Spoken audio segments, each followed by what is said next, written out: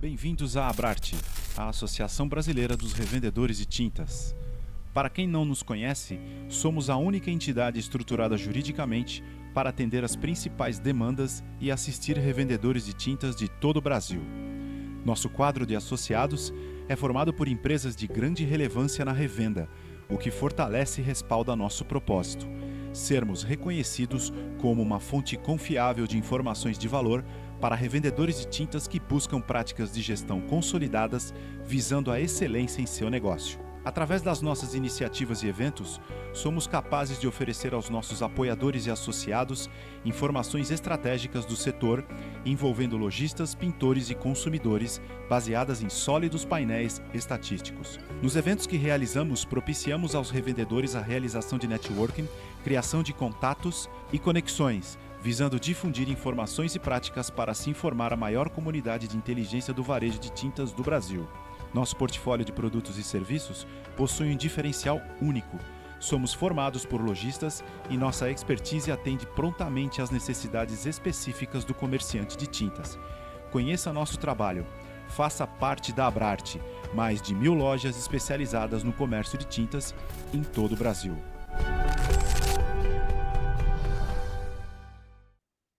Então, gente, oficialmente, boa noite para todo mundo, tá certo?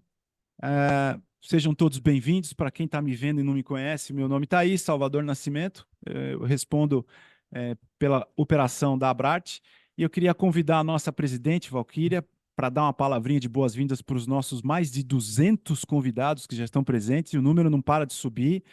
Val, por favor, a palavra é sua. Obrigada, Salvador. Boa noite a todos. É com muita alegria que inauguramos nosso primeiro módulo de palestras de educação da Abrarte. A educação é o pilar que buscamos, o primeiro pilar que buscamos para o desenvolvimento do mercado de tintas. Pensando nisso, nós da Abrarte definimos que esse será um dos nossos principais pilares. Gostaria de agradecer a presença de cada um de vocês. Agradeço também o Salvador e toda a equipe que se empenhou para esse evento.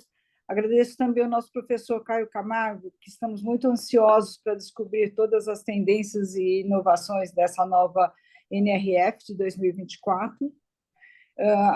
Muito obrigado por contribuir pelo desenvolvimento do nosso setor. Nós estamos aqui à disposição de qualquer um para qualquer pergunta que queiram fazer. E aproveitem a palestra, estamos aqui. Obrigada a todos. Obrigado. Caio, a palavra é sua. Está com Conta você. mais uma vez. É contigo. Agora conta mais um pouquinho aí da tua experiência e vamos aprender um pouquinho do que foi a NRF 2024. Vamos juntos aqui, pessoal. Saudação, é um prazer gigantesco estar aqui com vocês nessa noite aqui para a gente falar de NRF. Estava aquecendo aqui um pouco, falando de Nova York, falando um pouco do que funciona esse evento. E é um bate-papo bem bacana. É bom, como a gente instruiu só para colocar todo mundo junto nessa história, vocês têm o QIA, né? O Q&A, que é Question and Answers, que é perguntas e respostas, aqui na barra, tá? Nossa comunicação vai ser feita pelo Q&A. Então, se tiver alguma dúvida ao longo da palestra, não deixa de registrar ali. Ao final dessa palestra aqui, ao final dessa apresentação, o pessoal do jornalismo ali vai abrir para a gente poder bater esse papo aqui sobre as dúvidas de vocês. Infelizmente, pelo número de participantes, a gente pode fazer uma questão de voz aberta, né? Mas a gente vai responder a todas as perguntas de vocês, tá bom? Vamos lá, dando sequência aqui. Para quem não me conhece, meu nome é Caio Camargo, sou especialista em inovação no varejo há 26 anos no mercado. Hoje eu sou um podcaster, pessoal, exatamente, eu sou o host do podcast, não é à toa esse cenário bacana, é cenário mesmo, não é fundo de tela nessa história toda, tá? Mas sou o host do Varejo Cast, que hoje é o maior podcast de varejo do país. A gente foi, inclusive, premiado ano passado pelo IBVAR-FIA, né? Uma menção honrosa. E a gente está figurando entre os top 50 podcasts de negócio. É o único nesse ranking que fala sobre varejo. Olha que legal. Sou autor do livro Arroz, Feijão e Varejo, né? Um best-seller. Inclusive, né, Salvador e Valquíria, eu vou mandar uma cópia digital do Arroz, Feijão e Varejo para você presentear todos os participantes do evento de hoje, tá? É um livro lançado em 2016 e vocês todos terão uma cópia digital desse livro após o nosso evento aqui e pode compartilhar essa cópia com seus funcionários e tudo mais. Quanto mais gente tiver dentro da educação do varejo, sobre conhecimento sobre o varejo, melhor. Então, esse é um presente meu para a Abrarte aqui, de coração para vocês, tá bom? Bom, galera, queria só pedir um favor para vocês. este material dessa palestra, ele vai ser compartilhado com todos vocês também. O PDF vai estar na íntegra à disposição da Bright para compartilhar. Só que eu não consigo tirar fotos enquanto eu palestro aqui para vocês. Então eu queria fazer um acordo com vocês. Aqui está meu @, CaioCNGO. Enquanto a gente estiver batendo esse papo aqui, tirem fotos à vontade, ou print de tela, postem nas redes sociais e me marquem. Tudo o que foi marcado, e marcando também o pessoal da Bright, obviamente, mas tudo que estiver marcado eu vou repostar ali. Aproveita que o perfil é verificado, ou seja, vamos fazer barulho pra caramba deste evento, dessa iniciativa aqui da Bright hoje. Nosso papo é sobre NRF, né? O que é NRF, né? Por que vale a pena ir para Nova York, para NRF? É óbvio que vale a pena ir para Nova York. Agora, por que se fala tanto deste evento, né? Gente, é o seguinte, primeiro para explicar o que é uma NRF hoje. NRF, na verdade, o nome correto é NRF's Big Show, o grande show, o Big Show da NRF, que é National Retail Federation, a Federação Nacional do Varejo dos Estados Unidos. Mas, carinhosamente, no Brasil, a gente chama só de NRF mesmo, tá? Mas ela acontece há 114 anos ininterruptos. No ano que teve a pandemia, por exemplo, ela aconteceu de maneira online. Este ano, nesta edição, foram mais de 40 mil pessoas e 2.500 brasileiros.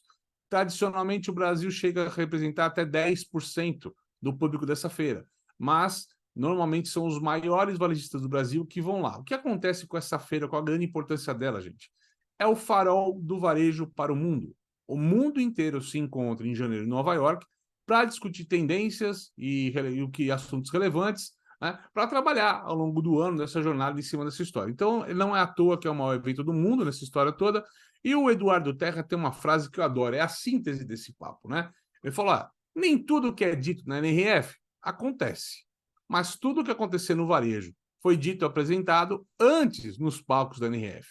Isso mostra a importância desse tema. Digital, Omnichannel e outros termos ali que a gente passou ao longo dos anos discutindo como tendência, eles são apresentados primeiro num palco da NRF. O metaverso, né, que foi 2 anos atrás, a revolução do metaverso, foi discutido. Aconteceu o metaverso? Não, mas foi discutido no palco da NRF se seria prático ou não para as empresas fazerem as suas lições de casa. Essa é a importância do evento nessa história, tá?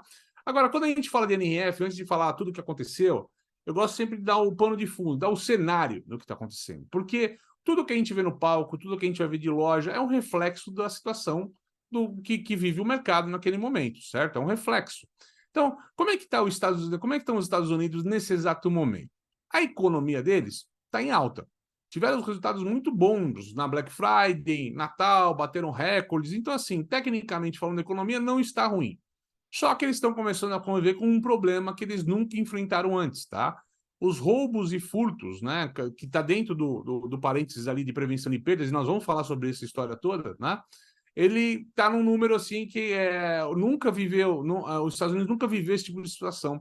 Só de 2020 para 2023, houve um aumento de mais de 25% nos furtos dentro de loja.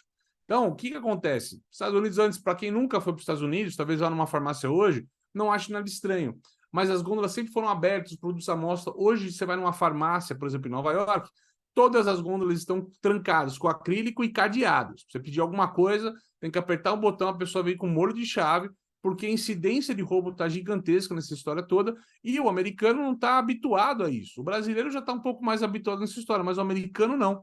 Então é uma questão que eles estão passando, e isso vocês vão ver como isso reflete em tecnologia e coisas que eu vou apresentar para vocês.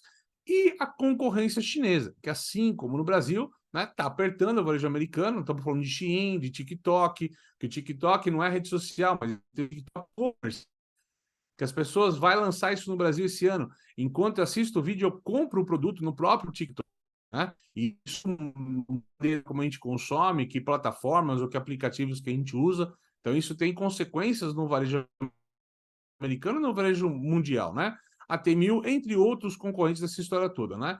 E quando a gente fala de mundo, né? Quando a gente fala de mundo, a gente tem no mundo, nesse momento, uma economia em crise, certo? A gente ainda vive efeitos da pandemia, na Europa está instável a questão, então a gente tem ainda problemas que estão sendo trabalhados nesse sentido da economia, tá? Por outro lado, quando a gente fala no mundo, a gente tem um clima atípico, anormal, afetando o agro, né? O que se planta, a pecuária e tal, e outras questões. Só num retrato que a gente pode fazer do Brasil do ano passado, em determinado momento no final do ano, a gente tinha uma bolha de calor no Sudeste, né? Pegando a região Sudeste, o Norte, no Amazonas, estava seco e o Sul estava alagado. Agora, o impacto, a gente pensa o que é isso no mundo inteiro, no contexto do globo, né? Dos macro cenários do globo. Então, é um mundo que está com alerta, assim, está em luz amarela, né? Está em alerta nesse momento, observando o que está acontecendo com o clima, porque isso afeta as economias e como elas podem trabalhar de maneira favorável ou não.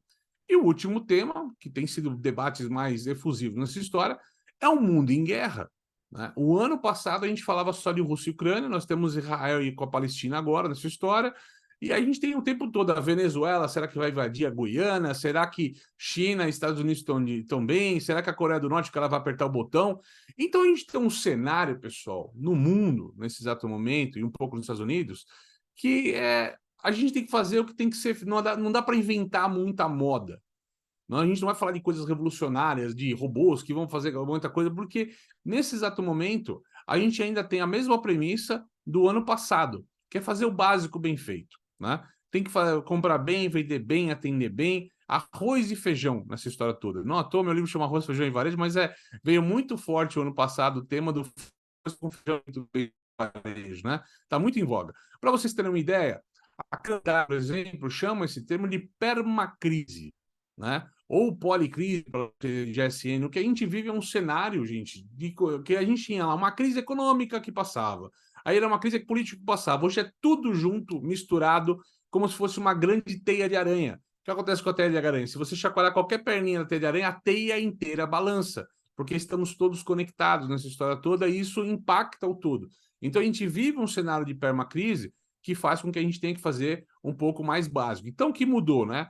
Fazer o básico bem feito, que foi o grande tema do ano passado, permanece como premissa. O mundo não mudou tanto de um ano para o outro. O que mudou drasticamente de 2023 para 2024 são essas duas letrinhas que a gente não trabalhava tanto nos nossos negócios, que é a IA, a inteligência artificial, certo? Ela realmente foi super debate nessa história toda, já teve ano passado algum impacto, mas esse ano muito maior, né? Muito mais pelos cases e resoluções que estão sendo apresentados, mas o fato é que a IA está tornando empresas muito mais produtivas do que eram no passado. E quando tem empresas que estão jogando com IA para ser muito mais produtivas, 10, 20 vezes mais produtivas, e eu tenho do outro lado empresas que não estão trabalhando com IA para fazer nem pequenos movimentos, a distância entre quem é produtivo e não está se tornando cada vez maior.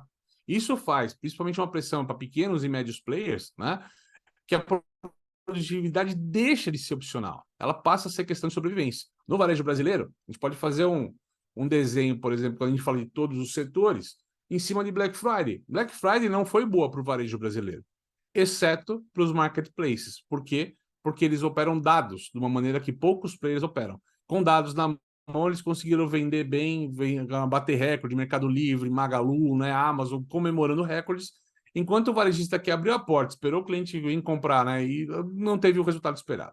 A grande maioria não teve o resultado esperado. Então, a gente vê as nuances acontecendo, tá, no varejo, e a importância de a gente estar tendo a questão da produtividade. O tema, para vocês terem uma ideia, da NRF, é Make It Matter. Faça valer a pena. Que aí o faça valer a pena é um tipo muito amplo, que ele pode ter várias nuances. Eu tenho um sócio no Varejo Cast, que é o Fred Alecrim, a gente gosta de separar um pouco os temas, a gente jogou no nosso driver, que eu acho que o Make It pode ser em duas questões. Acho que tem muita coisa que faça valer a pena para o cliente, a experiência de loja, de funcionário, né? Como é que eu entrego experiências fantásticas de loja, mas faça valer a pena para o meu negócio, aquilo que eu vou botar dinheiro e o retorno que não seja garantido seja mais assertivo, tenha mais chances de sucesso do que inventar moda, como metaverso, por exemplo, que as grandes empresas que colocaram não conseguiram criar nada além de marketing nessa história toda, tá? Então a questão dos coisas que façam sentido e buscar coisas que façam sentido para o cliente dessa história, né? E a gente começa a falar de faça valer a pena para o seu cliente nessa conversa toda. E a nossa agenda aqui vai passar por 6 temas, tá? Eu separei por temas aqui para a gente discutir. Não menos pelas frases ou que cada um disse, e mais pelos temas. Nós vamos falar de experiência de loja, a gente vai falar de comunidades, né, ou de nicho de mercado, de curadoria e descoberta, de personalização, de ESG, certo? As 3 letrinhas mágicas ali que permeiam sustentabilidade, diversidade e tudo mais. E hospitalidade, tá? Que foi um tema que o meu grupo, o grupo que eu levei lá, a gente estudou bastante, é legal compartilhar isso com vocês, tá? Quando a gente falar de experiência de loja, uma palestra que chamou muito a atenção de todos foi a do Lee Peterson, da WD Partners. Todo ano ele traz um tema relevante, nos últimos 3 anos, pelo menos, foram boas palestras que ele trouxe, mas esse ano ele trouxe uma visão muito romântica da importância da loja, da importância da experiência de compra da loja, né? Que as lojas, no âmbito de se tornarem digitais, se tornaram quase cópias do e-commerce nessa história e viraram lojas transacionais, onde não tem a graça da compra. Eu estou lá comprando preço, conveniência, que são questões mais ligadas ao digital. E ele coloca essa importância, essa redescoberta da loja que faz valer a pena. Como restaurantes que vocês veem aos finais de semana com fila na porta, né? A gente tem um iFood que traz conveniência, um Rappi que traz conveniência, preço, mas a gente quer boas experiências, às vezes, no final de semana com a nossa família. Então, ele usa uma frase muito forte que é: você não tem que ir a uma loja, você tem que querer ir numa loja. Quanto mais as pessoas querem ir à tua loja, eu não quero ter que comprar um galão de tinta branca, cara, não tem graça, a loja lá não tem nada, né? Tem que sair da minha casa, eu quero comprar com a conveniência desse galão, você entrega na minha porta aqui, né? Agora, escolher a cor correta para tua casa, para o teu quarto, para tua sala, né? É uma experiência que você pode trazer o cliente mais perto quando eu falo desse universo de tinta, né? Que as pessoas estão criando um ambiente de casa. Então, assim, criar uma loja que as pessoas tenham vontade de ir para escutar um especialista, alguém que entenda de cores, de ambiente, de decoração, né? Faz todo sentido para você criar uma experiência diferenciada, além de vender tinta, conteúdo, pincel, que é alguma coisa que talvez o digital possa suprir, né, um concorrente pesado nesse sentido tal, né? E aí, quando ele fala de experiência, qual a importância da gente falar de experiência, gente? Está aqui, ó. 63, ele fez uma pesquisa com quase 3 mil pessoas ali, né? 63% dos consumidores entrevistados preferem fazer compras online. Mas não significa que realmente façam compras online. Partem do pressuposto que eles começam essa jornada pelo online, que eles podem começar. E é igual vocês, quando vai comprar uma peça, uma camisa, um óculos, um saco, dá uma olhada antes na internet para saber preço, saber o que existe, depois vão numa loja da preferência comprar, né? Mas as pessoas começam a jornada olhando para o digital nessa história toda, né? É só para ter uma ideia, há 5 anos, esse número era em torno de 20%. Então as pessoas elas começam a jornada cada vez mais para o universo digital. E para que elas não terminem em compra no digital, a gente tem que entregar uma experiência de loja que seja única para o nosso consumidor nessa história toda. Então, quando a gente separa o que é loja transacional e loja emocional, a loja transacional ela está muito ligada ao BOPS, que é o Buy Online, Pick Up Store, né? Compra online e vai retirar na loja. Há questões que você tem a história, a conveniência, a velocidade, a seleção de produtos, né? A entrega no mesmo dia. São fatores mais digitais. Não quer dizer que uma loja física não tenha que ter esses atributos, mas são questões que as pessoas buscam mais a conveniência, estão mais ligadas ao preço. O oposto disso são lojas emocionais, usadas ali pelo Lolly Peterson para descrever, que é uma equipe de loja diferenciada, que atende com felicidade, alegria, né? Tem um bom atendimento de fato, né? Porque todo mundo diz que tem bom atendimento, mas na prática a gente nunca enxerga o bom atendimento. Há anos atrás o pessoal fala sobre varejo 2.0, 3.0. Olha, se eu achar 0.5 na rua, eu já estou feliz às vezes, né? Que é aquele cara que faz o básico muito bem feito, um bom atendimento e tudo mais, né? Então, a diversão, a exploração no sentido de você explorar os ambientes de loja, descobrir o que essa loja pode ofertar, né? Uma cadeira bacana, um café bacana, né? Um espaço onde você possa ver cor, painel, entender aquilo que você pode comprar, se inspirar, coisas ligadas ao olfato, à música, ativar os 5 sentidos da pessoa, ou até mesmo o velho e bom design visual merchandising. Ou seja, em 2024, no palco da NRF, alguém estava falando do valor do design, do visual merchandising, ou seja, alguma coisa que parecia já passada, que vira só uma questão que não vem mais ao palco e tudo mais. Então, dá para entender um pouco quais os cenários. Quanto mais a loja tem características de loja emocional, menos o consumidor é suscetível a preço. Quando a loja não tem graça, ela não tem inspiração, ela não tem diversão, a loja ela fica refém, cada vez mais refém do preço. E aí, compartido com marketplaces, outros tipos de site. Então, é uma maneira de você se posicionar no mercado. Não quer dizer que ser barato é errado ou trabalhar por preço é errado, mas é fato que você vai estar cada vez no transacional, tendo que competir com players aí, com marketplace e tudo mais, que vão cada vez mais apertar você em logística e outras questões. As lojas emocionais fogem desse conceito. Por exemplo, a pizzaria que você escolhe para comer um aniversário com a tua família. Não é a pizza mais barata, tá tudo bem, mas é um momento diferente que você tem com a tua família, certo? E aí ele traz uma frase do Sam Walton, fundador do Walmart, que é bem bacana, né? Fala assim, ó, cara, é muito fácil competir com a gente. Apenas faça aquilo que a gente não faz. Então, o que a gente tem que buscar? Quais são os gaps de experiência que estão faltando a gente entregar para os nossos consumidores? O que a gente pode estar fazendo hoje que não está bem feito e que pode ser um diferencial para que as pessoas vá ao ponto de venda, comprem comigo, ou mesmo se for no meu digital, no meu canal digital, comprem com o meu canal digital. Se descobrir quais são essas experiências e essas experiências que vão tornar a gente, de fato, diferenciados ou destacados no mercado que a gente trabalha. Alguns exemplos para vocês aqui, ó. Essa loja foi a queridinha desse ano em Nova York, é a Petco. É similar a uma Pets aqui no Brasil, uma Cobase, né? Que é uma loja de pet, um pet center. Só que ela tem uma pegada toda conversa com o ambiente. E a gente vai falar também de construção de comunidade daqui a pouco, mas ela é uma loja que inspira as pessoas. O dono de pet vai lá e passa o dia inteiro nessa loja. Vocês estão vendo logo de cara essas árvores aqui, essas folhagens, né? Essa loja ela fica de frente para uma praça.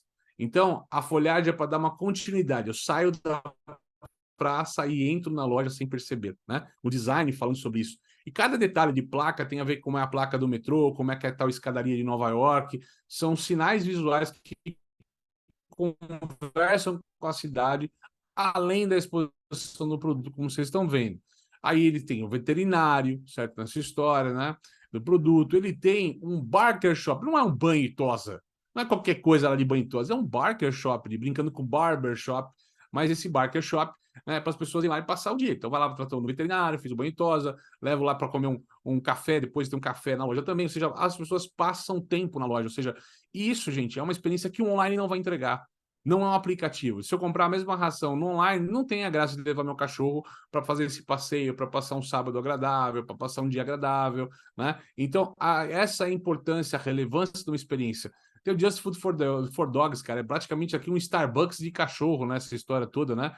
Que a Just Food for Dogs é uma marca que faz umas marmitas, né? Como se parece comida humana mesmo, quando você olha a marmitinha, só que é uma comida que o cachorro pode consumir, né? Então tem uma pegada, eu vou falar deles mais para frente também, mas uma pegada bacana. Então você tem lá o café, você tem o lugar. Então é um ecossistema que é muito maior do que qualquer coisa online, qualquer experiência online que pode ser entregue. Né? Online é só conveniência, é só preço, né? Então, quando a gente cria uma experiência, uma atmosfera de loja tão inspiradora como essa, né? Dá vontade de conhecer olhando as fotos, né, pessoal? Então, é sobre essa história. Isso é uma área de brinquedos. Podia ter gôndolas brancas sem graça com um monte de produto jogado. É para cachorro mesmo, né? Não, cara, parece uma loja de brinquedos para criança, né? Com os bonequinhos bem montados, as coisas bem montadas, as vassas bem montadas. Ou seja, é inspirador em termos de design. Essa loja aqui, ó, olha que legal. Chama-se Contact Sports, né? Quando vocês olham essa loja, do que se trata? Uma loja do quê, né? Como a gente não vai poder argumentar, eu vou tirar a curiosidade de vocês. Não se trata de uma loja ou de artigos. Se trata de um sex shop voltado para o público masculino, né? Que tem a pegada dos vestiários mais shop. Então tem até, não é nada tão fálico quanto a gente vê no Brasil, não é aquelas questões que a gente vê no Brasil similar ao órgão humano e tal, mas é uma questão que está lá, aberto no Sorro, que é um bairro de design, então somos design diferenciado, e para trazer o público masculino também para esse tipo de negócio de loja. Mas eu tenho um ambiente de loja super desconstruído, nada a ver com o que a gente teria no nosso imaginário, mas para você ver a capacidade de a gente criar coisas diferentes nessa história, tá? Segundo tema nosso aqui, a gente vai falar de comunidades. Eu acho que comunidade é uma das grandes apostas que todo lojista tem que fazer. Antes de ganhar o mundo, ganha teu bairro.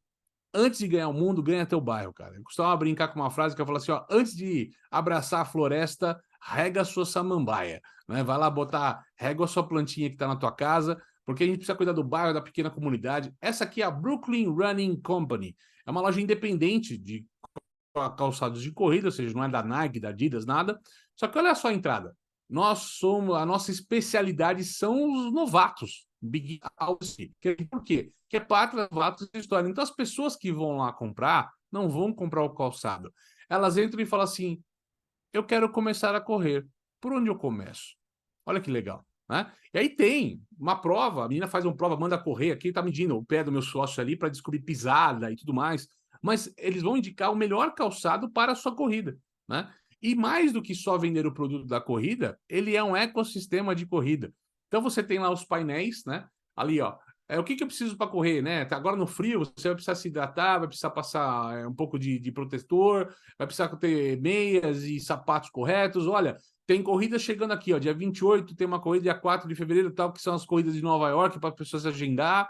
E ainda tem as maratonas, ou seja, tem um calendário de eventos. Olha, a gente gastou uma fortuna para pegar uma lousa e escrever com giz isso, para se comunicar com o seu cliente, entendeu? É uma fortuna fazer isso com giz. Lógico que não, né? Porque são coisas que estão capacidade que a gente pode fazer para trazer o nosso cliente mais próximo, criar uma loja mais convidativa do que só a loja de comprar produto. As pessoas se reúnem na loja semanalmente para correr junto e tudo mais, bem bacana. E até o jeito que eu me relaciono, né, com o meu cliente hoje. Plaquinhas. Essas plaquinhas dizem que cada vendedor que está lá também gosta de corrida. Você vai correr, você vai comprar de alguém que sabe do que está falando. E a pessoa fala de onde ela veio, há quanto tempo ela mora em Nova York, né? Se ela não é de lá, mas onde ela gosta de correr, que tipo de prova que ela usa e até que calçado que ela usa mais, né? Para o dia a dia dela. Olha que coisa bacana, boba, simples de você aplicar no teu negócio para você se comunicar, né, com o teu consumidor, né? Você pode brincar com as tintas, qual a cor que o cara mais gosta, o que ele mais recomenda, uma dica que só aquele vendedor tenha para render mais, para ter uma casa melhor, né? São coisas que você pode brincar aqui de maneira simplificada para você criar um senso de comunidade. Comunidade, pessoal, um dos grandes temas hoje para qualquer negócio, tá? Olha aqui, a Paragon Sports Run Club. Quanto custa juntar a galera? Adesivo na vitrine, galera. Um adesivo na vitrine. Com adesivo na vitrine tá aqui, ó. Toda terça-feira, 6h30, se encontra aqui, nós vamos correr junto. Conseguiu juntar o pessoal em cima de uma atividade. Vocês podem fazer N atividades dentro do mercado de vocês, do segmento, talvez com o profissional, talvez com o consumidor final, mas guiando nesse sentido. A questão é que dá para fazer, certo? A questão é trazer essa comunidade para as pessoas mais do que no momento que elas precisam comprar alguma coisa, tá? Eu falei da Just Food for Dogs. Como é que eu vou juntar a galera do pet, né?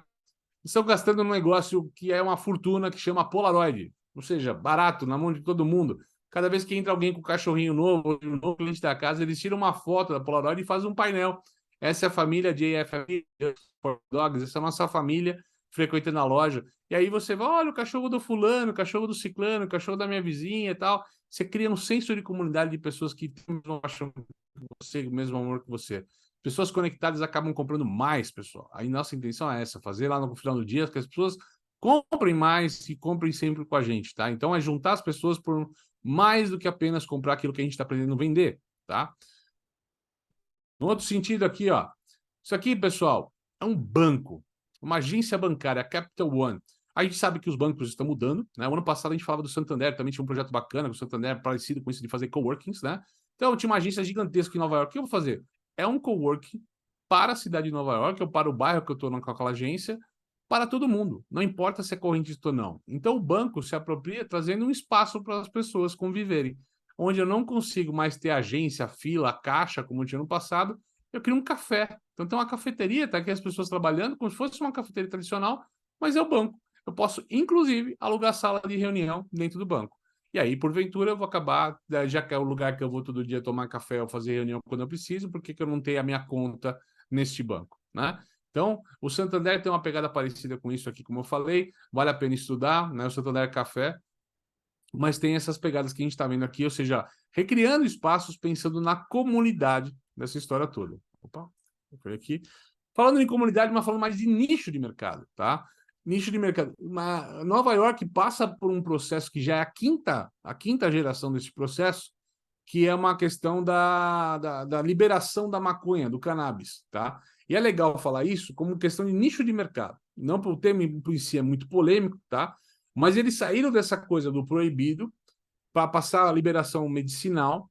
E o ano passado, isso foi uma zona. Quando você chegava na cidade, você tinha um monte de gente vendendo na rua de qualquer jeito, ou seja, assim, não era um bom cenário. Durante este ano, a cidade e a prefeitura reviu as licenças. Só existem 7 lojas liberadas para vender esse tipo de produto hoje na cidade, para qualquer pessoa, turista também, tá? Mas vocês estão vendo que é uma pegada mais profissional, com a questão da origem, da qualidade do que é consumido e tudo mais, não é qualquer coisa de qualquer jeito, é uma coisa de contrabando ilegal. Então, isso está criando, dentro do varejo americano, e mais especificamente Nova York, Los Angeles também, mas um cenário mais visual, mais atrativo para isso. Porque também é uma questão de comunidade, das pessoas que que usam cannabis, seja para questão medicinal, para questão recreativa, mas também tem um senso de comunidade. Então, as lojas, não é qualquer loja, é uma loja que as pessoas querem ir a uma loja como essa para comprar aquilo que elas gostam de usar nessa história. Outra loja que a gente foi visitar é a Gotham, que é a mesma coisa. Isso que vocês estão vendo é uma loja de cannabis. É uma loja que vende produtos à base de cannabis, vamos usar o termo jargão aqui, maconha nessa história toda, mas é que maconha é pejorativo, você tem o THC, o CBD e todas as substâncias, mas vocês estão vendo que tem objetos de design ligados a essa história. Aqui a loja é usada exclusivo como espaço de galeria de arte, de artistas locais, né? Tá mais no Sorro, ali no Sorro, que as pessoas vão fazer exposições de arte, manifestações culturais, ou seja, é um espaço, gente, de convívio das pessoas que têm o mesmo apreço, o mesmo gosto pela questão. Ou seja, sai do pejorativo e se torna uma experiência inigualável nessa história toda, né? E são ambientes bonitos, maravilhosos, tá? Nessa história. Outra coisa, quando a gente fala de comunidade, isso está acontecendo muito forte aqui no Brasil, tá? Não sei se alguém aqui, por exemplo, está vendo aqui, já foi pego de surpresa pelos doramas aqui, né? Que é como está sendo chamado também as novelas coreanas, a febre coreana, dos artistas de K-pop, mas isso está dominando muito a geração Z, né? E isso é uma onda que se chama, inclusive, de Hallyu, né? Que é um nome que se dá a onda coreana, traduzido nessa história. Então, N marcas que trabalham com a geração Z, olhando o nicho de mercado focado em produtos de beleza, em produtos de moda nessa história. Uma coisa que chama muita atenção da galera é que eu vim de uma escola que a arquitetura era trabalhada talvez no minimalismo, no design, na arte, né? E aqui as lojas é o contrário disso. A loja é para ser garimpo, é de qualquer jeito, onde o grande apreço de quem compra é achar alguma coisa. Então, assim, experiência único na história é o que faz sentido hoje para ela, tá? Quando a gente fala de curadoria e descoberta, a gente sabe, como eu falei da geração Z, dessa questão de buscar o único, né? Há muitas lojas de calçados, sneakers e roupas exclusivas por toda a loja, por toda a cidade espalhadas, né? São vários exemplos. Aqui a Kits, que ela vende esses sapatos, só vende um tênis de cada só de demonstração, mas são tênis super exclusivos. 10 unidades lançadas, 50 unidades lançadas, tênis de $1.000, né? É uma outra pegada, não é um calçado tradicional que você vai ver no pé de todo mundo. E quem compra, e a gente vê muito dessa cultura de sneaker também em cidades como São Paulo. Se vocês forem para regiões ali como Jardins e tudo mais, vocês vão ver sapatos vendidos embrulhados em plástico tal, para conservar, ninguém pode usar, tocar, pôr no chão, porque tem até um caráter de colecionador nessa história toda, tá? Aí tem a história famosa do Naldo, que ficou lá dos sneakers do Naldo, tal, para quem acompanhou essa história da mentira ou não, mas tem muito dessa pegada. Então, para conversar com essas gerações que estão chegando, tem muito dessa exclusividade, do diferente, do querer se colocar de uma maneira diferente no mundo. Não é mais a geração do produto em massa, tá, pessoal? Está mudando. Isso aqui é a Aviator Nation. Já toda ali nos anos 80, colorida, parece aquelas coisas Rock in Rio, né? Uma outra pegada de surf, bem coloridona, bem diferente, que pra gente, eu sou um cara de 46 anos, eu entro lá, não entendo nada, né? E a molecada tá empolvorosa, essa marca tá bombando, né, pelos jovens da geração Z, exatamente pelo diferenciado, pelo que ela é. Então, a curadoria da loja, que é essa parte importante, é quais são os produtos que esses clientes querem hoje. Então, eles têm uma curadoria de criar um mix de produto adequado, nichado, focado nas características desses consumidores. Assim como a Disney tem que fazer uma curadoria de qual é o grande tênis do momento, eles usam até um termo chamado drop, né, o drop do momento e tal, que é aquela coleção que é limitada e num tempo limitado, tá, nessa história, mas até a curadoria de você criar uma loja baseada, focada num estilo como essa, né? Tá vendo aqui mais da Aviator Nation, tá vendo? É bem colorida, bem pegada, diferenciada e tal. Ela tá no bairro bem, que eu sou, que é onde concentra maior número de lojas de design, de moda, entre outros, né? Aqui a Dolls Kill, voltada para, olha só, a gente sai de um cenário dos anos 80, nós vamos num cenário dos anos 2000, da época dos clubbers, do techno, tal, de um outro tipo de música, de atmosfera, e que tem público cativo para isso, né? E isso, assim, parte do meu posicionamento. Por que a gente está mostrando esses exemplos de moda para vocês? Parte do posicionamento que vocês tenham, como é que eu adequo mix, como é que eu adequo cores, como é que eu adequo produto para esse consumidor que eu quero atingir nesse momento. Que hora eu posso falar de um cara mais popular, de um cara mais de luxo, de gente mais jovem, mais velha. A gente pode segmentar essa história hoje como vinha sendo tratado massificada, mas pode ser questões que a gente pode trabalhar de maneira nichada. Uma coisa que deu certo aqui na Dual Skills, por exemplo, vocês vão ver isso em outros exemplos que eu vou mostrar, é sacolas presente. Ó, é um produto XXL, o tamanho, tá? É uma sacola de $100 que eu não sei o que tem na sacola.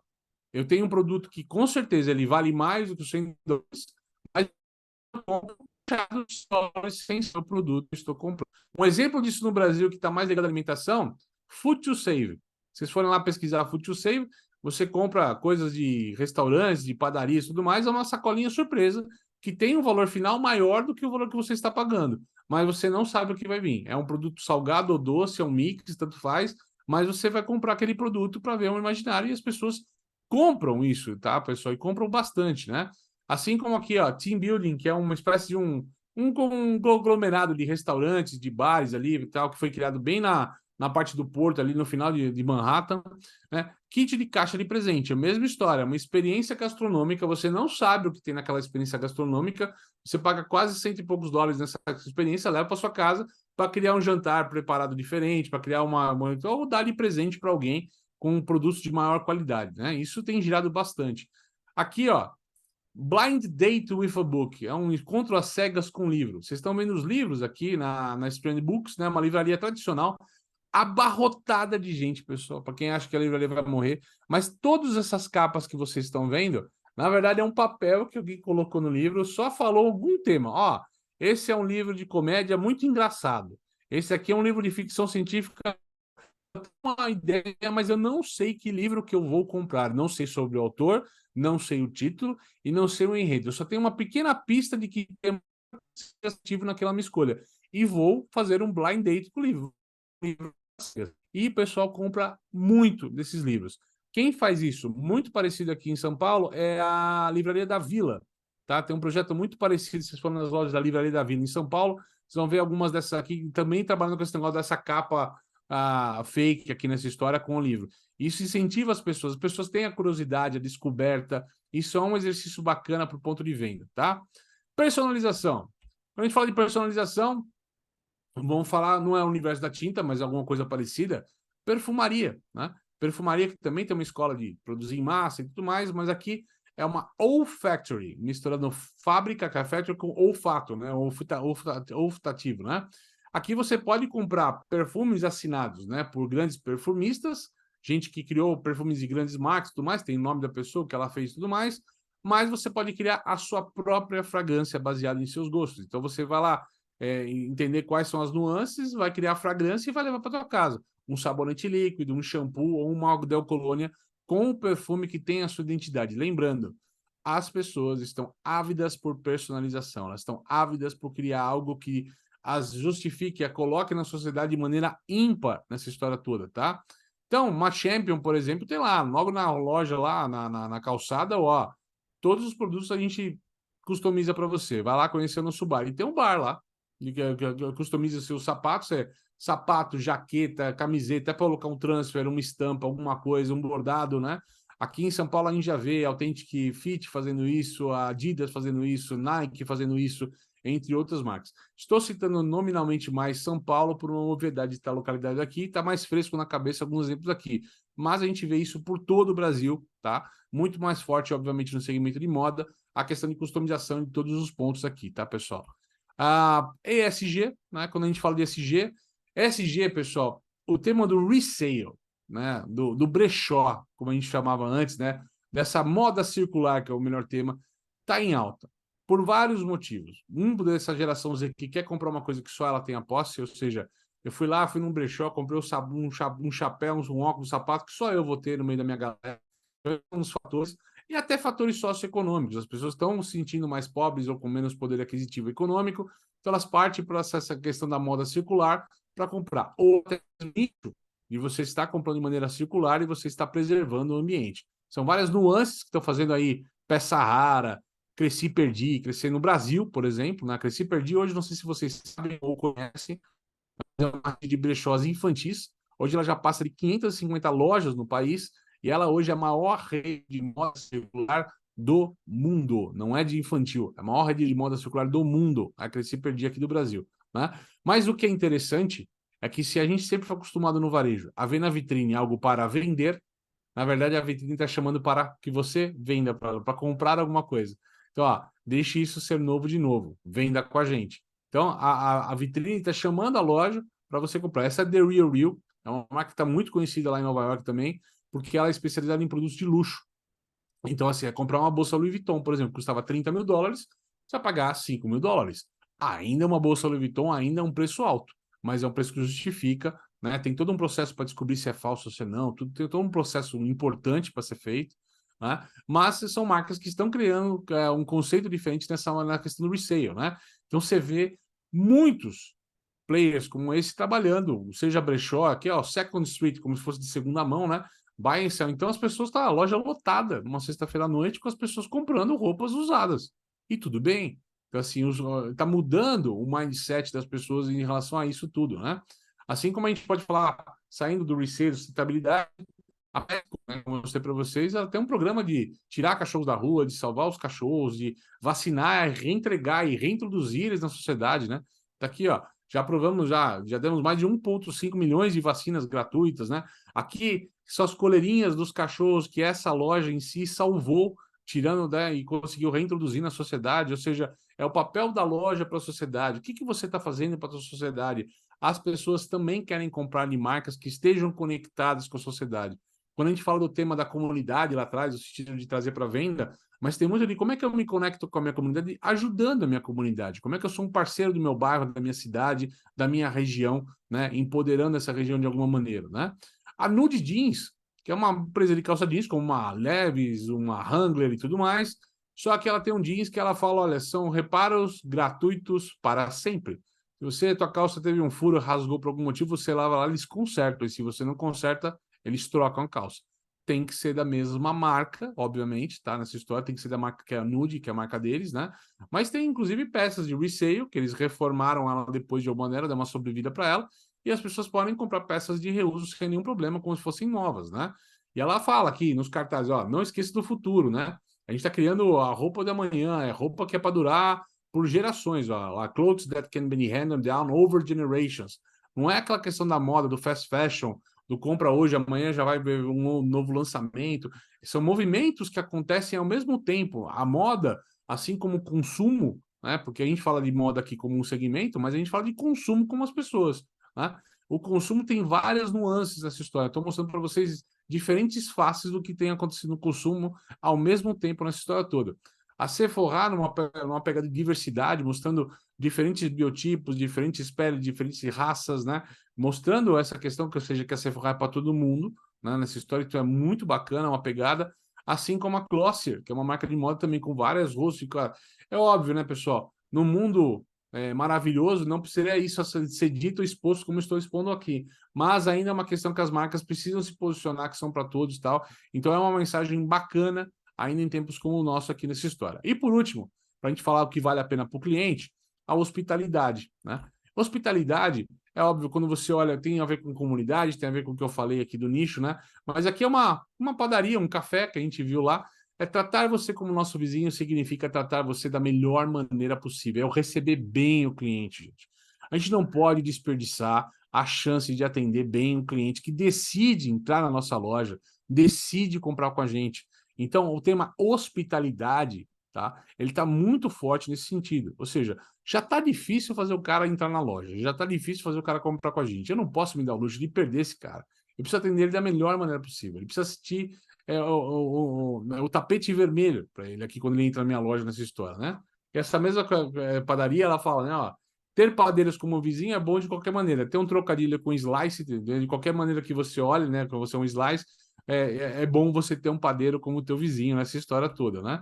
E aí nós fomos visitar uma das maiores empresas de hospitalidade do mundo, tá? Que é a Union Square Hospitality Group, USHG, que ele inclusive dono do Shake Shack, que é aquela rede grande de lanchonetes que tem pelos Estados Unidos, pela Europa também e tal. Mas foi uma aula de hospitalidade, foi um papo que a gente teve rápido com um dos fundadores, né? Que é o RC, que é o Richard. E ele fala, olha, às vezes nessa ânsia de atender bem, muita gente quer contratar qualquer pessoa porque está faltando gente. A gente prefere ter menos pessoas do que pessoas erradas. Tem até um contexto que ele usa, como é que ele trabalha nas pessoas, mas eles preferem ter menos pessoas, às vezes, do que ter pessoas erradas com eles. Então, eles buscam muito pessoas que tenham a mesma identidade que eles entendendo que eles são um ecossistema de marcas, não é uma empresa pequena, né? Então tem o Shake Shack, entre outros restaurantes e tudo mais, empresas de evento e tudo mais, isso tudo que eles falam, Gramercy Tavern, que é uma rede bacana, Union Square Café, que é um restaurante de luxo que tem em Nova York, né? Entre outras marcas. Mas o interessante é falar, ó, trabalho, assim como a vida, é sobre como você faz as pessoas se sentirem. E é tão simples e é tão difícil. Então, assim, a hospitalidade, quando a gente fala ter atendimento bom, eu tenho atendimento bom, é simples falar. Mas executar um bom atendimento é difícil no dia a dia. E a gente, no contexto que eu estou passando para vocês, os consumidores como um todo, né, é a necessidade de a gente não perder a venda, não perder o cliente, no sentido de que está muito difícil reter esse cara, trazer esse cara para a loja. Né? Então, temos que criar uma experiência de loja agradável, um ambiente agradável, um atendimento agradável, que faça essa pessoa vir mais e consumir mais com a gente, tá? E aí, o segundo passo que a gente entra aqui é faça valer a pena para o seu negócio. Falei do cliente, agora vamos falar do negócio, né? Qualquer coisa que fica bonita para o cliente comprar mais com a gente, agora para a gente, tá? E aí são 6 temas também que eu estou trazendo de tecnologia, mais envoltos na base de tecnologia, e aqui vai ter um pouco de vídeo para vocês quando a gente apresentar, tá? A gente vai falar de retail media, a gente vai falar de fidelidade, ou fidelização, como preferir, ou loyalty, tanto faz o termo que você usa, mas o significado é o mesmo. A gente vai falar de automação, a gente vai falar de shrinkage, a gente vai falar de composable everything. Não se preocupem com esses 2 termos que eu acabei de falar, shrinkage e composable everything, porque estou trazendo esses 2 termos porque são termos que eles nunca apareceram antes na NRF e apareceram com uma força estupenda este ano no meio da feira. Então é de suma importância entender o que é o significado dessas palavras e por que elas estão aqui. E por último, não poderia deixar de ser, nós vamos falar um pouquinho de inteligência artificial, que realmente é um dos temas fortemente debatidos, tá? Vamos falar de retail media, porque tem sido um tema que depois da NRF aqui no Brasil não se fala outra coisa no varejo, tá todo mundo aí, as farmácias, eu vi agora a Ultra Farma, não, a Extra Farma e mais uma drogaria se juntaram para criar canal de retail media, o Walmart está comprando coisa de retail media, né? Vamos falar sobre retail media, pensando em ponto de venda, né? Então, o retail media, gente, nada mais é quando o varejista, a marca de varejo, se torna um canal de comunicação para outras indústrias, para outras marcas, né? Então, quando você entra no site da Amazon, no Mercado Livre, tem sempre um anúncio patrocinado, né? Pela uma indústria, por exemplo. Aquilo é retail media, aquilo é o varejista dando espaço de venda. Isso é novo no nosso país? Claro que não, gente. Claro que não. A gente sempre viu isso, né? De maneiras diferentes, na loja de material de construção, na loja de tinta, no supermercado, né? A Amazon, por exemplo, aqui eu estou mostrando o que acontece no Brasil, uma Amazon, por exemplo, com uma propaganda do Santander. Né? Não vende cartão do Santander, mas o Santander que está usando a Amazon como mídia, porque é um odor, milhares de pessoas todo dia acessando aquilo lá, vai ter a mídia deles. O Mercado Livre com o Mercado Ads, soluções para o seu negócio. Ou supermercados, aqui a Dalben, que é de Valinhos, aqui em São Paulo, né? Propaganda da Coca-Cola, Soneira com propaganda de produto de beleza na Paulista, né? Então a gente já via esse movimento acontecendo. Mas ele acontece de uma forma diferente, mais estruturada, com as marcas de fato buscando espaço em se tornar canais. Era apenas uma simples opção de trade market, de merchandising, isso mudou. Por que mudou? Por que a gente está falando tanto nisso, gente? De 2020 para este ano, a gente saltou de 40 bi para uma estimativa de 61 bi de investimento em marketing, em retail media, só nos Estados Unidos, tá? Isso quer dizer o seguinte, de acordo com os estudos, em 2025, os investimentos em retail media serão maiores do que os investimentos em mídias na TV aberta. Então a gente vai sair da TV aberta, teve o Super Bowl agora e tudo mais, né, que é o maior anúncio que tem na TV, o mais caro, né, o minuto mais caro que tem na televisão aberta americana, mundial inclusive, né? E a gente está vendo que o retail media vai começar a bombar nessa história. Por quê? Porque eu, como marca, né, então aqui tem alguns painéis que mostram diferentes maneiras, porque o retail media está no aplicativo, está no iFood, alguma coisa, você está lá na página, no departamento, enquanto você está buscando produto, vai aparecendo anúncio, até mesmo quando você vai fechar o carrinho, ainda olha, você não quer ver esse produto também, né? Quem nunca viu essa experiência, então, são maneiras diferentes de falar o retail media, né? Para o varejo, por que o varejo está se interessando, os grandes varejistas, sobre isso? Porque é uma maneira de ter uma receita dupla. Primeiro, eu vou ganhar com a mídia, que eu vou estar botando espaço, e obviamente, se eu estou incentivando as pessoas a comprar mais, eu vou vender mais no final do dia. Então, o varejo entende isso como um potencializador de receitas, por isso que está tão atrás disso. Não se iludam. Muita gente que está falando sobre o tema, a gente tem interesse em fazer o tema acontecer para que venda sobre o tema. Empresas de painéis, supermercadistas, grandes marcas, grandes marketplaces, Não é à toa que esse tema está sendo tão debatido nessa história. Agora, para as marcas, que o varejo como mídia, né? Primeiro aquela questão, pô, eu vou anunciar Coca-Cola na Globo, né? A pessoa sede, saia de casa, vá no mercadinho e comprar Coca-Cola. Agora, se eu estou na hora do varejo, na gôndola, no aplicativo, no momento que o cara está escolhendo, é a hora de pegar esse cara. As conversões são maiores. E, óbvio, os anúncios na televisão são proibitivos para a maioria das marcas. Os anúncios no digital, que eram baratos no passado, se tornam cada vez mais caros. Então, o retail media começa a ser uma mídia que todo mundo está olhando o interesse de preço e de profundidade, porque eu estou mais próximo do consumidor e uma coisa que eu não tinha de outros canais. Eu consigo ter dados desse cara. Eu consigo saber, poxa, as pessoas que compram Coca-Cola no aplicativo de alimentação, elas estão mais tendenciadas a comprar o quê? Mais pizza ou mais comida chinesa? Como é que eu faço essa relação para que eu possa usar isso a meu favor? Lembrando, quanto mais dados, melhor a decisão sobre o tema. Tá? Então tem muito sobre isso. Para cada solução que eu falo para vocês, eu vou apresentar um pequeno vídeo. Então, para falar de retail media, olha que legal essa vitrine aqui com o LED colocado. Se não sair o som, vocês, por favor, me avisem, tá? Pessoal, eu estou agora no Standard Vision. Olha que bacana essa solução de LED. Eles chamam de Clear Canvas, mas é um LED transparente, onde você pode aplicar em vitrine, diretamente na vitrine da sua loja, e aí criar um pouco da edição de motion graphics, ou seja, um pouco de animação na sua vitrine de diferentes formas. Olha que solução bacana, interessante aqui, olha. Isso você pode colocar ou criar uma vitrine do zero a partir disso, ou aplicar já numa vitrine existente. Então dá para ter textos, imagens, vídeos em cima dos manequins, das roupas, dos produtos expostos. Muito bacana aqui o Standard Vision. Bacana, né? Segundo tema, fidelidade.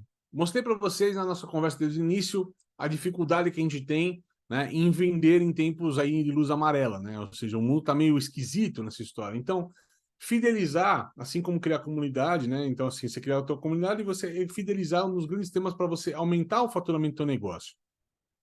A gente começa aqui com a Ulta Beauty, por exemplo. A Ulta Beauty, tá? Só o programa de fidelidade, ali está o Dave Kimball, que é o CEO da Ulta, estava falando sobre o tema, tá? Só o programa de fidelidade da Ulta Beauty conta hoje com 42 milhões de membros. Usando tecnologia, usando dado, sabendo ativar essas pessoas de alguma maneira, o aplicativo da marca já é responsável por mais de 50% das vendas digitais. Então, 50% da venda digital da marca já é feita no aplicativo. É um desafio de fazer um aplicativo. Tem vantagem usando o aplicativo, né? E isso cria essa linha de fidelidade. Quanto mais a pessoa é fiel à minha marca, mais dados ou mais consumo eu sei dessa pessoa. E ela não é sozinha nessa história, tá? Outras marcas aqui, a Tractor Supplies. Tractor Supplies é uma marca que vende produtos para agronomia, para o setor de agro. Então é trator, ração, cerca, ferramenta, nesse sentido, né? Eles criaram lá o Neighbor Club, lá, que é o clube do vizinho. São 33 milhões de membros e já potencializando o digital, só o digital dele já alcançou mais de 1 bilhão em vendas em cima do programa de fidelidade. E a Tractor Supply é um player pequeno que começou a se expandir por conta aí da fidelidade do negócio. Esse é o Hal Lawton, que é o CEO dele falando. E por último, quando a gente fala de fidelidade, dessa importância do tema, dessa relatividade de a gente saber do cliente, tá aqui o Raj Subramanian, CEO da FedEx. Ó, no varejo, número é tudo. Toda empresa é uma empresa de dados. Gente, essa frase é marcante, cara, porque hoje o varejo é sobre dados. Se eu não sei quem é meu cliente, eu não sei o que eu vou fazer amanhã. Se eu não sei nada sobre meu cliente, abrir a loja é uma incógnita, é uma surpresa. A gente não pode trabalhar com surpresa onde a gente tem meta, objetivo, né? Traça um caminho. A gente precisa conhecer esse cliente, entender cada vez mais sobre ele, o método de compra, o que ele compra, como ele compra, quando ele compra, para poder trabalhar não só fidelidade, mas também trabalhar todo o conceito da minha loja que eu posso vender para esse cara, tá? Outro tema muito forte aqui, a gente está falando de automação. E a automação, gente, não é algo que as pessoas, o varejo está fazendo pela beleza da tecnologia, tá? Não é. É o seguinte, nunca, e aí vocês que estão aqui comigo sabem disso, nunca foi tão difícil contratar mão de obra para o varejo como nos dias de hoje. Convencer alguém a trabalhar 6 por 1 no varejo é uma jornada super difícil, né? Sábado, domingo, feriado, frente ao digital, então, tal. Eu tenho um outro dado que eu trago numa palestra mais ampla, que 75% da geração XY, né? Desculpa, Y e Z, né? Geração Y e Z, as duas anteriores, elas querem trabalhar no meio híbrido ou totalmente online. Eles não querem a loja física. Então a gente tem um desafio gigantesco de maneira global, não é um desafio daqui do Brasil. O mundo inteiro passa por esse problema, tá? De ter mão de obra no varejo. Não à toa, a maioria dos negócios, a gente está vendo cada vez mais automatização. Self-checkout e até totens. Por exemplo, qualquer McDonald's que você vá hoje, né, tem 10 totens e apenas um caixa. Por quê? Porque não consegue colocar gente para operar no caixa. Não é só questão que é mais barato ter totem do que pessoas. Às vezes nem é, pela tecnologia e tal. Inclusive, há grandes debates hoje no meio de supermercado se o self-checkout é uma boa solução ou não. Porque ele cria atrito, as pessoas ainda têm dúvidas no processo. E o que a gente viu em Nova York, além do atrito, tem uma questão do roubo, que a gente vai entrar aqui nessa história, tá? Mas, assim, cada bateria de self-checkout tem que ter 2, 3 pessoas dando assistência. Então, no final das contas, eu não tirei a mão de obra, eu criei uma outra mão de obra. Ao invés do caixa, tem um supervisor de caixa automático. Não faz sentido. Self-checkout não era para ter pessoas, né?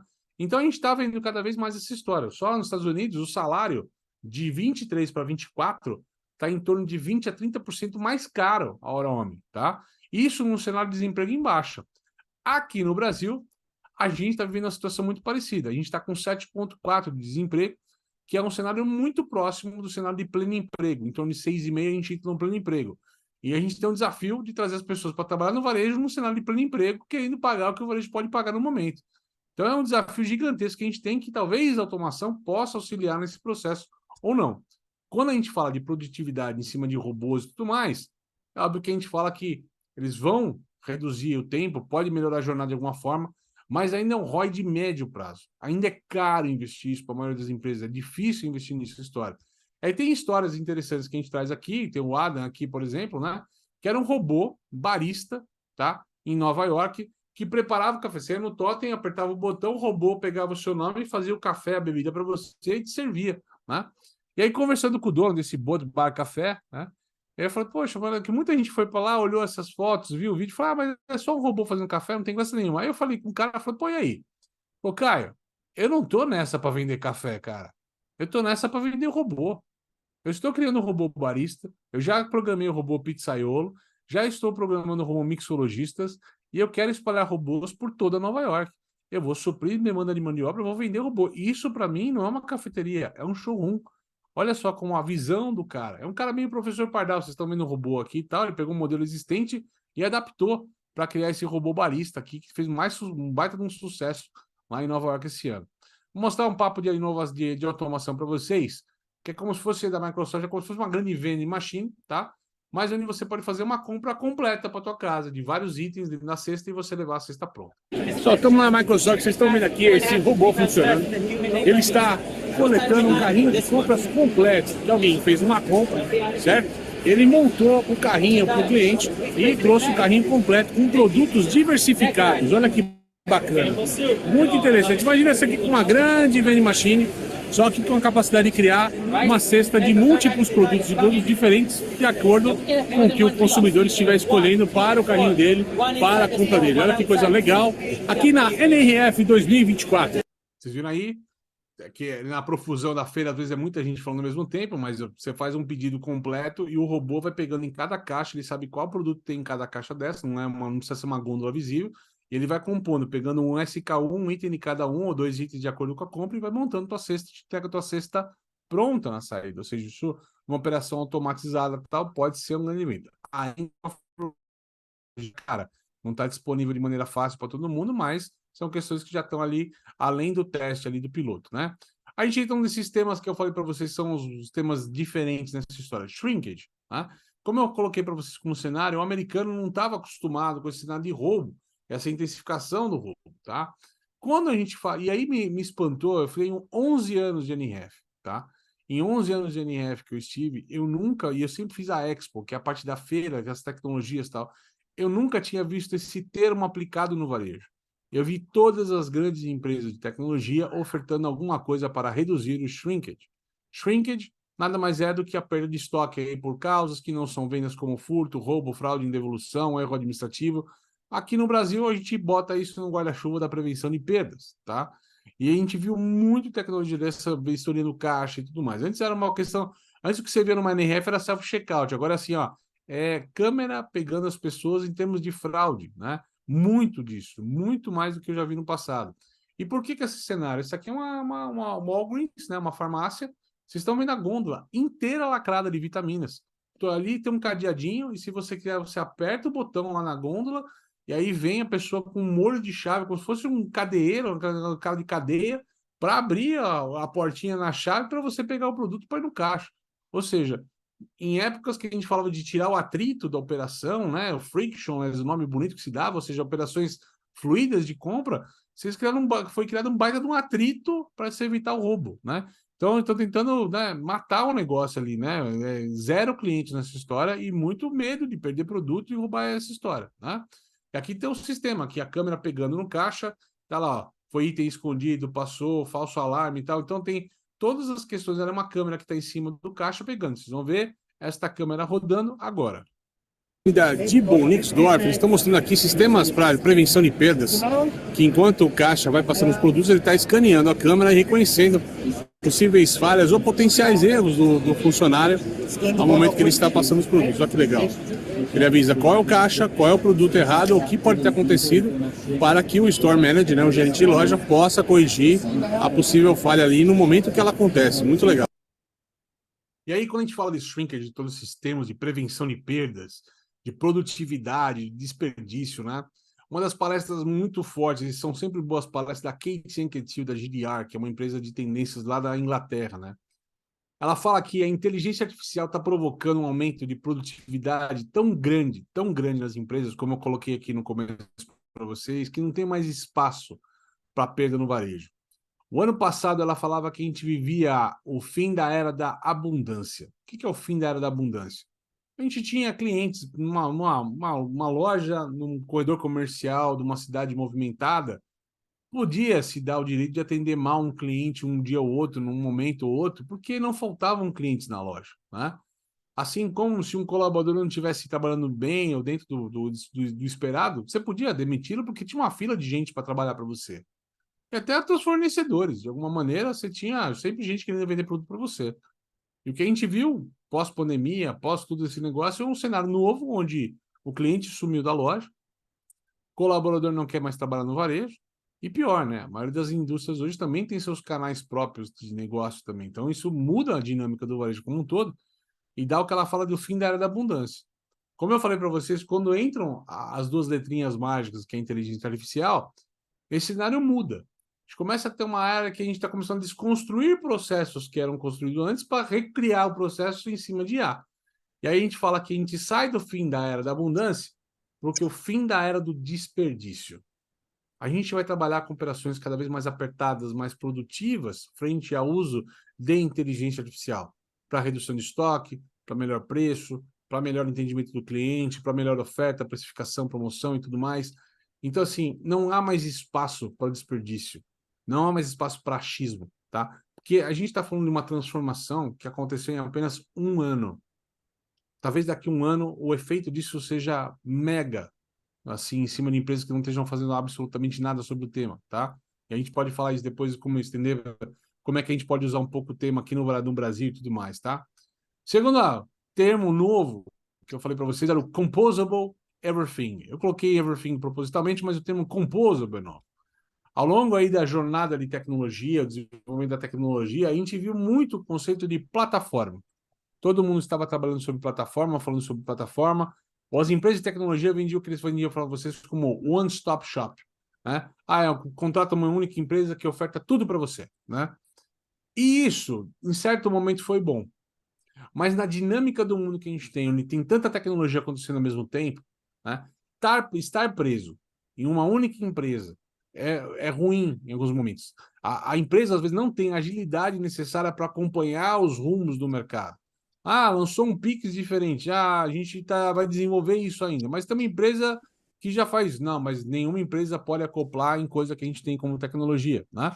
Então as empresas saem dessa história da plataforma, é o fim do tema da plataforma, e elas estão usando o termo de composable, que é muito mais amigável, modular, composable, componível, modular, né? E aí você pode trazer outras soluções e embarcar, seja uma startup, seja uma fintech, seja alguma coisa nova que você pode trazer para a tua empresa. A maior prova disso, primeiro que eu falo Composable Everything, porque é Composable Marketing, Composable AI, Composable Commerce, é tudo Composable alguma coisa, né? Mas você tem lá na SAP, né, várias questões aqui sendo usadas Composable em tudo quanto é lugar, mas a VTEX, por exemplo, que é uma plataforma, sempre foi uma conceito de ecossistema plataforma, trazendo que o sistema dela hoje é Composable, né? Mudando o rumo. Então, antes era travado, eu quero dominar o mundo, agora, opa, eu converso com o mundo. Eu sou grande, eu sou a espinha dorsal aqui do teu negócio, mas você pode acoplar outras coisas aqui até o momento, no momento que você precisar, né? Isso mostra uma dinâmica de mundo, um momento novo no mundo da tecnologia, nesse contexto todo, tá? E esse é o momento que eu não havia visto isso ainda acontecer no passado, tá, gente? Então, a gente está vivendo esse momento, nesse exato momento. E, por último, inteligência artificial. Por que a gente fala inteligência artificial? Primeiro que eu gosto de uma frase de 10 anos atrás aqui, que ele fala assim, ó, o Stephen Hawking, né? Ele falava, a inteligência artificial é a maior, a mais incrível e talvez a última grande invenção humana. Porque pós-inteligência artificial, gente, provavelmente tudo que vai ser criado pela humanidade vai ter a inteligência artificial criando junto com o ser humano. Remédios, sabores, moda, design, tudo vai passar de alguma maneira a ter embarcado, trabalhando como coautor, usando o termo do Microsoft Copilot, como copiloto, né, nessa história, vai ter inteligência artificial com você, tá? Então isso é importante para a gente refletir sobre o momento que a gente está vivendo na humanidade em cima disso. Mas quando a gente fala de uma feira que quer vender produto, né, óbvio que o tema foi colocado de maneira marqueteira. Então tudo que você via tinha a palavrinha IA colocada de alguma maneira, né? Isso, né, eu vou explicar para vocês a diferença entre que tudo que existia IA não é... Sempre existiu IA, mas a diferença do que a gente está falando de IA quando fala nos dias de hoje, tá? E aqui eu vou mostrar para vocês uma solução dessa daqui, que ela usa a IA para fazer uma lista de compra. Vamos lá. Pessoal, eu estou aqui na Algolia, cara, que é um mecanismo de busca muito rápido e diferente usando tecnologia e inteligência artificial. Aqui, nosso amigo Long vai mostrar pra gente aqui. Estou na Spencer Williams, certo? O site que está operacional, está no ar. Eu vou entrar no chat deles aqui e vou colocar. Então, aparece o chat e ele vai colocar, olha, eu gostaria de um jantar italiano para 4, mas uma pessoa é gluten free, ou seja, não pode consumir glúten. O que vai acontecer? Está aqui, ó. O ChatGPT vai me passar toda a lista de produtos e ingredientes. And once I have this, I can go to the shopping cart. Então, go to the search. E aí, o que você vai ter aqui, pessoal? Você vai ter direto a sua lista de produtos. Sempre a internet dá uma pausinha. Okay. Você vai ter a lista de produtos para fazer esse jantar completo. Ó. Todos os produtos que ele tem ou não tem, você listando, você já compra completa. Faz a compra completa para poder criar esse jantar que foi solicitado, na quantidade correta, inclusive. Bacana, né? Então, assim, você não precisa, né? Não precisa, você digita lá o que você quer, quem são as pessoas e tudo mais. Aqui ele colocou a história do gluten free, caiu uma lista completa de compra, que eu aperto o botão e faço a compra para fazer esse jantar na minha casa, já com os ingredientes da lista e com a receita junto, né? Houve exemplos disso no passado no Brasil aplicados, né? Mas é uma coisa que a gente está vendo cada vez mais forte, né? A inteligência artificial, os avatares, pessoal. A gente falava de avatar lá no metaverso, mas a gente mudou. O que era chatbot, né? Que é aquela conversa pelo WhatsApp que a gente pode ter, demos rostos para isso, demos caras para essa história. Então, um monte de empresa ofertando avatares ali criados com IA para atender o cliente, para ajudar no primeiro processo, dentro do cenário de automação que eu falei para vocês. Por que a gente está automatizando? Porque falta mão de obra. Então, se falta mão de obra, botar totem em pessoal, mas se eu boto pessoas conversando, né, de uma inteligência conversacional nessa história, né, humana, conversando, dialogando, talvez eu te incentive a comprar quase como se fosse um atendente. Aqui no stand da... Aqui eu vou mostrar uma experiência para vocês, no stand da Samsung, que a gente está comprando vinho, quase igual no exemplo anterior, mas com um avatar conversando comigo ao invés de um chatbot. Aqui no stand da Samsung, meu amigo aqui vai mostrar para mim, é um avatar, mas feito de maneira realística, ou seja, não é 3D, conversando com a pessoa, e aqui nós vamos pedir vinho. So you're gonna ask for a little bit of wine, huh? Yeah, that's the plan. So let's work. So as we get started, so it's just running in some of our stores, so it's powered by Samsung. And it gives you wine recommendation. É um sommelier, vai pedir o vinho. Ele está pedindo para você recomendar o vinho. So I have some friends coming over. What's a good red wine that I can use for dinner tonight? Ele falou sobre um vinho vermelho para receber, um vinho tinto para receber alguns amigos. O sommelier vai ler isso e ele está fazendo uma seleção agora do vinho para o cliente poder comprar. Olha que seleção bacana e realística aqui na Samsung. Viu que legal? Então, assim, parece que aqui em São Paulo tem o Pão de Açúcar, com a Ricardo Jafé, uma unidade deles, alguma coisa muito parecida com isso. Eu, pessoalmente, não fui ver, mas foi noticiado em alguns portais, mas a gente está vendo que essas tipos de solução não tarda a chegar no Brasil como era no passado, não levava 1 ou 2 anos para chegar. Chega no mesmo tempo, gente, as coisas hoje, tá? E aí, eu gosto de fechar quando a gente fala de inteligência artificial com 2 pontos importantes para vocês, que eu acho que essa é a cereja do bolo quando a gente fala de IA nessa história toda. Tá, primeiro, que a novidade não é sobre IA, gente, mas é sobre a IA generativa. Essa é a grande novidade que a gente teve nessa história. O que é IA generativa? Vou explicar para vocês de um jeito bem simplificado, para vocês entenderem o que sempre existiu de inteligência artificial e o que a gente está falando hoje, tá? A inteligência artificial existe desde 1956, acho que se eu não me engano, com Alan Turing, que inventou lá, tem até o filme O Jogo da Imitação, né, que ele criou o código com a inteligência artificial, que não era computador naquela época, mas que conseguia emular alguns cálculos e fazer as traduções, né, do que era codificado, estava decifrado, precisava ser decifrado. A IA deliberativa, que é a IA que sempre existiu, que é essa daí, inclusive é aquela que jogava xadrez com o Kasparov nos anos 80, jogava xadrez da IBM, Deep Blue, né? É o que é? Imagina um funil, tá? Imagina um funil, um triângulo aqui, funil que você coloca muita coisa em cima para sair pouca coisa embaixo, tá? A IA deliberativa, você coloca uma montanha de dados como input no topo, certo?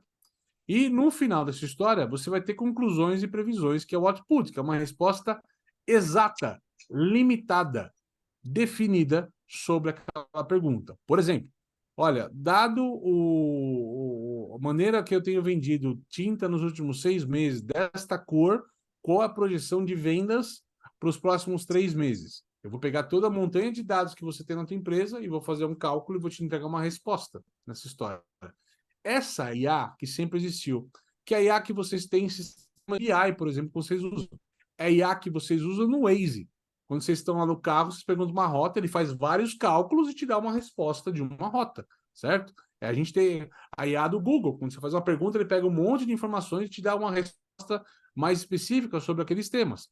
É a IA que a gente tem que trabalhar. O que aconteceu no mundo de hoje, gente? A gente tem hoje a IA generativa. A generativa é o seguinte, eu entro com um prompt, que é uma pergunta, um problema, um tema a ser desenvolvido. A questão é que respostas são limitadas. Olha, eu quero fazer uma imagem minha como se fosse um desenho animado. Quero outra versão, e outra, e outra, e outra, e outra, e outra, de maneira ilimitada. Isso muda o jeito que a gente compreende. Vocês viram? Eu desenhei um funil ao contrário. Porque essa é a maneira que a gente tem que criar. Um é finito, o outro é infinito nessa questão. Um é limitado, o outro é ilimitado nessa questão de conversa, tá? Tem a ver com as imagens, com os textos, tudo que vocês estão fazendo em ChatGPT, Midjourney, todas as outras ferramentas que estão à vista. Então, tudo é gerido, de alguma maneira, por IA. Isso é para separar o joio do trigo. O que sempre existiu, que eu falei que tinha muita coisa marqueteira falando que era IA, né? Ah, nosso sistema hoje trabalha com IA. Sim, é um sistema de RP. Um RP que não tinha uma inteligência artificial para compilar dados estava ferrado no passado, né? Então não é algo novo nessa história, mas é algo que está sendo trabalhado melhor agora. Então tem que separar o que é deliberativo do que é generativo. Legal?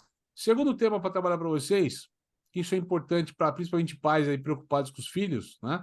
Quem vai ser a gente no mundo de IA? E é para deixar isso vocês tranquilos sobre esse tema, tá? Vamos supor que vocês, na cidade que vocês moram, tem uma boa boleira que faz bolo, certo?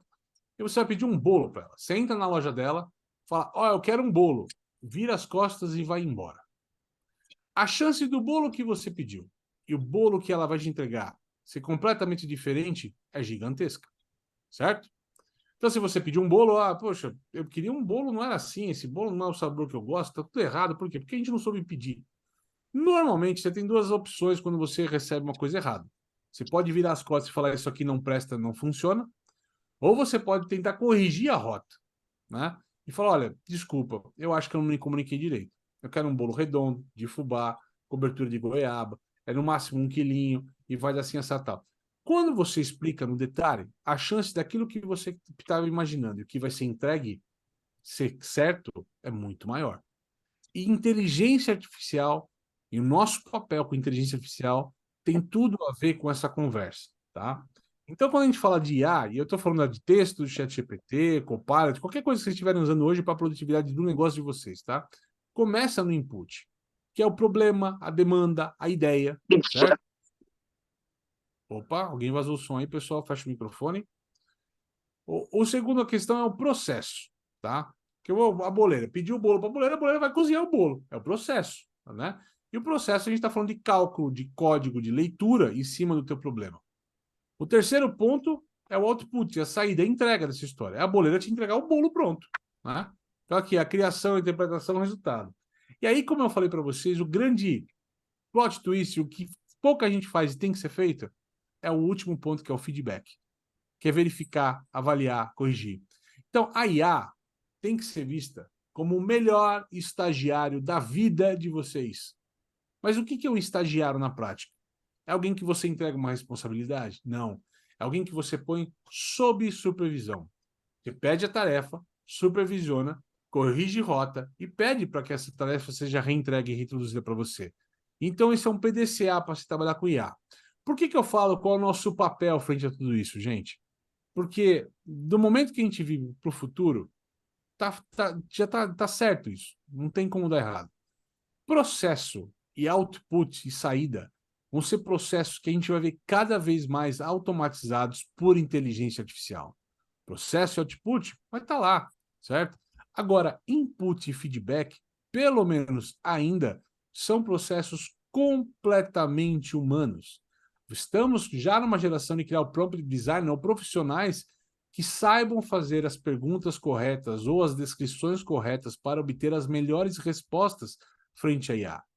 Um cara que edita a imagem digital, ele não vai perder o emprego dele.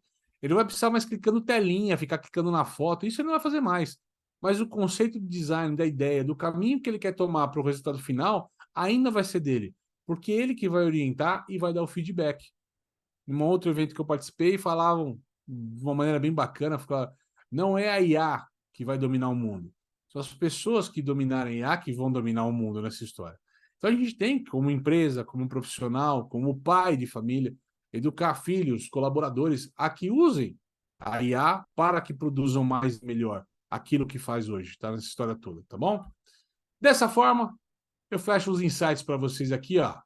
Seguinte, foca naquilo que precisa ser feito para aumentar a receita e para reduzir custo. Não tem que inventar moda, gente. O que as pessoas... E eu sou um cara que defende tecnologia. Mas eu falo, antes de tecnologia, entenda o teu problema. O que você precisa fazer para resolver o problema. Se pessoas ou processos não resolverem o seu problema, aí você vai para a tecnologia. Porque tecnologia não é meio, é um fim. Aliás, tecnologia é meio, não é um fim para resolver os teus problemas nessa história. O digital ainda é importante, mas invista em comunidade, experiência de loja. E a IA, gente, não tem jeito. Ela é indispensável de hoje em diante para os negócios. Vai ter gente, tem aqui o pastel de feira, talvez vai ter que usar IA. São poucas opções ali que a gente vai ter, mas a grande maioria dos negócios, dos profissionais, vão ter que usar. É como usar a internet, é como usar a calculadora, é como usar o computador. Processos por IA vão existir em tudo aquilo que a gente faz nessa história toda. Meu nome é Caio Camargo, esse QR Code aqui, bacana, vai para minhas redes sociais, tá meu WhatsApp, tá meu Instagram, tá meu LinkedIn, tá link para comprar livro e tal. O livro, eu já falei para vocês, é um presente, PDF, todos vocês vão receber. Se alguém quiser comprar a cópia física, eu prefiro o livro físico, tem um link da Amazon ali, entre outras histórias. E, a partir deste momento, estou aberto a perguntas aqui da nossa galera. Espero que tenham gostado. Valeu, Caio. Tá todo mundo me ouvindo aí, gente? A gente tem duas perguntinhas aí para começar o nosso bate-papo, Caio. Vamos lá. Antes de mais nada, eu quero avisar o pessoal, se tiver alguma pergunta aí, bem rapidinho, na parte inferior da tela aqui tem um caracterezinho aqui, uma aplicação chamada QA, ou Q&A. Q&A, né? Bonito falar, Q&A, né? é bonito, né? Então, gente, coloquem as suas perguntas ali, tá bom? E também fazendo aí uma menção aí, um auto-marketing, por dizer assim, quem não conhece as nossas redes sociais, vão lá no Instagram, @abrarttintas, tá bom? Ali tem bastante conteúdo, tem bastante informação. Nosso site também, www.abrarte.org.br. Nesse site vocês vão ter acesso às nossas publicações e os nossos conteúdos. Há alguns dias nós subimos a última edição da revista da Abrarte, está sensacional, gente. Tem um artigo muito bom sobre os prováveis impactos da reforma tributária no varejo, tá? É muito importante a gente tá ligado nisso, tá? E também a nossa página no Facebook, né? O portal Abrarte, para vocês terem acesso também a mais conteúdo. Então, quer dizer, tem muitos meios aí para a gente conversar, então não percam a oportunidade. Agora, voltando aí às perguntas, primeiro Bora lá. cumprimentar o nosso amigo Argemiro da Eucatex Tintas. Ele pergunta se no âmbito da NRF tem algum tipo de treinamento para as equipes do varejo, equipes de venda, equipes de operação das lojas, alguma coisa nesse sentido. Não. Normalmente, assim, a NRF não oferta esse tipo de questão de venda e atendimento, ela fala superficialmente, o público da NRF normalmente são os decisores do negócio. Então, ela fala menos com a questão operacional. A NRF, como National Retail Federation, tem outros workshops e outros programas ali com curso de atendimento, treinamento e tal, mas são outros 500. O evento em si, o Big Show, ele é muito mais numa linha de C-Level, de CEO, dono do negócio. Então, trata-se pouco desse tático. O tático normalmente é dito como um case. Tá? Ele lava, olha, a gente depois que fez isso aumentou tanto a venda e tal, mas tem muito menos o como e muito mais o que foi como resultado, tá? Mas tem pouco sobre o como se atingiu, como um workshop mesmo sobre temas assim. Infelizmente. Legal, mas ainda falando com o Argemiro, fica tranquilo que a gente está dentro do nosso escopo, a gente tem algumas linhas de treinamento aí para o pessoal da operação das lojas de tintas aí, especializadas no comércio de tintas, né? Então o Caio está abrindo digamos, essa jornada que a gente tá Honrado começando por aqui, parte dessa tá? jornada, cara. Honrado. Tá legal, obrigado, Caio, a honra é toda nossa.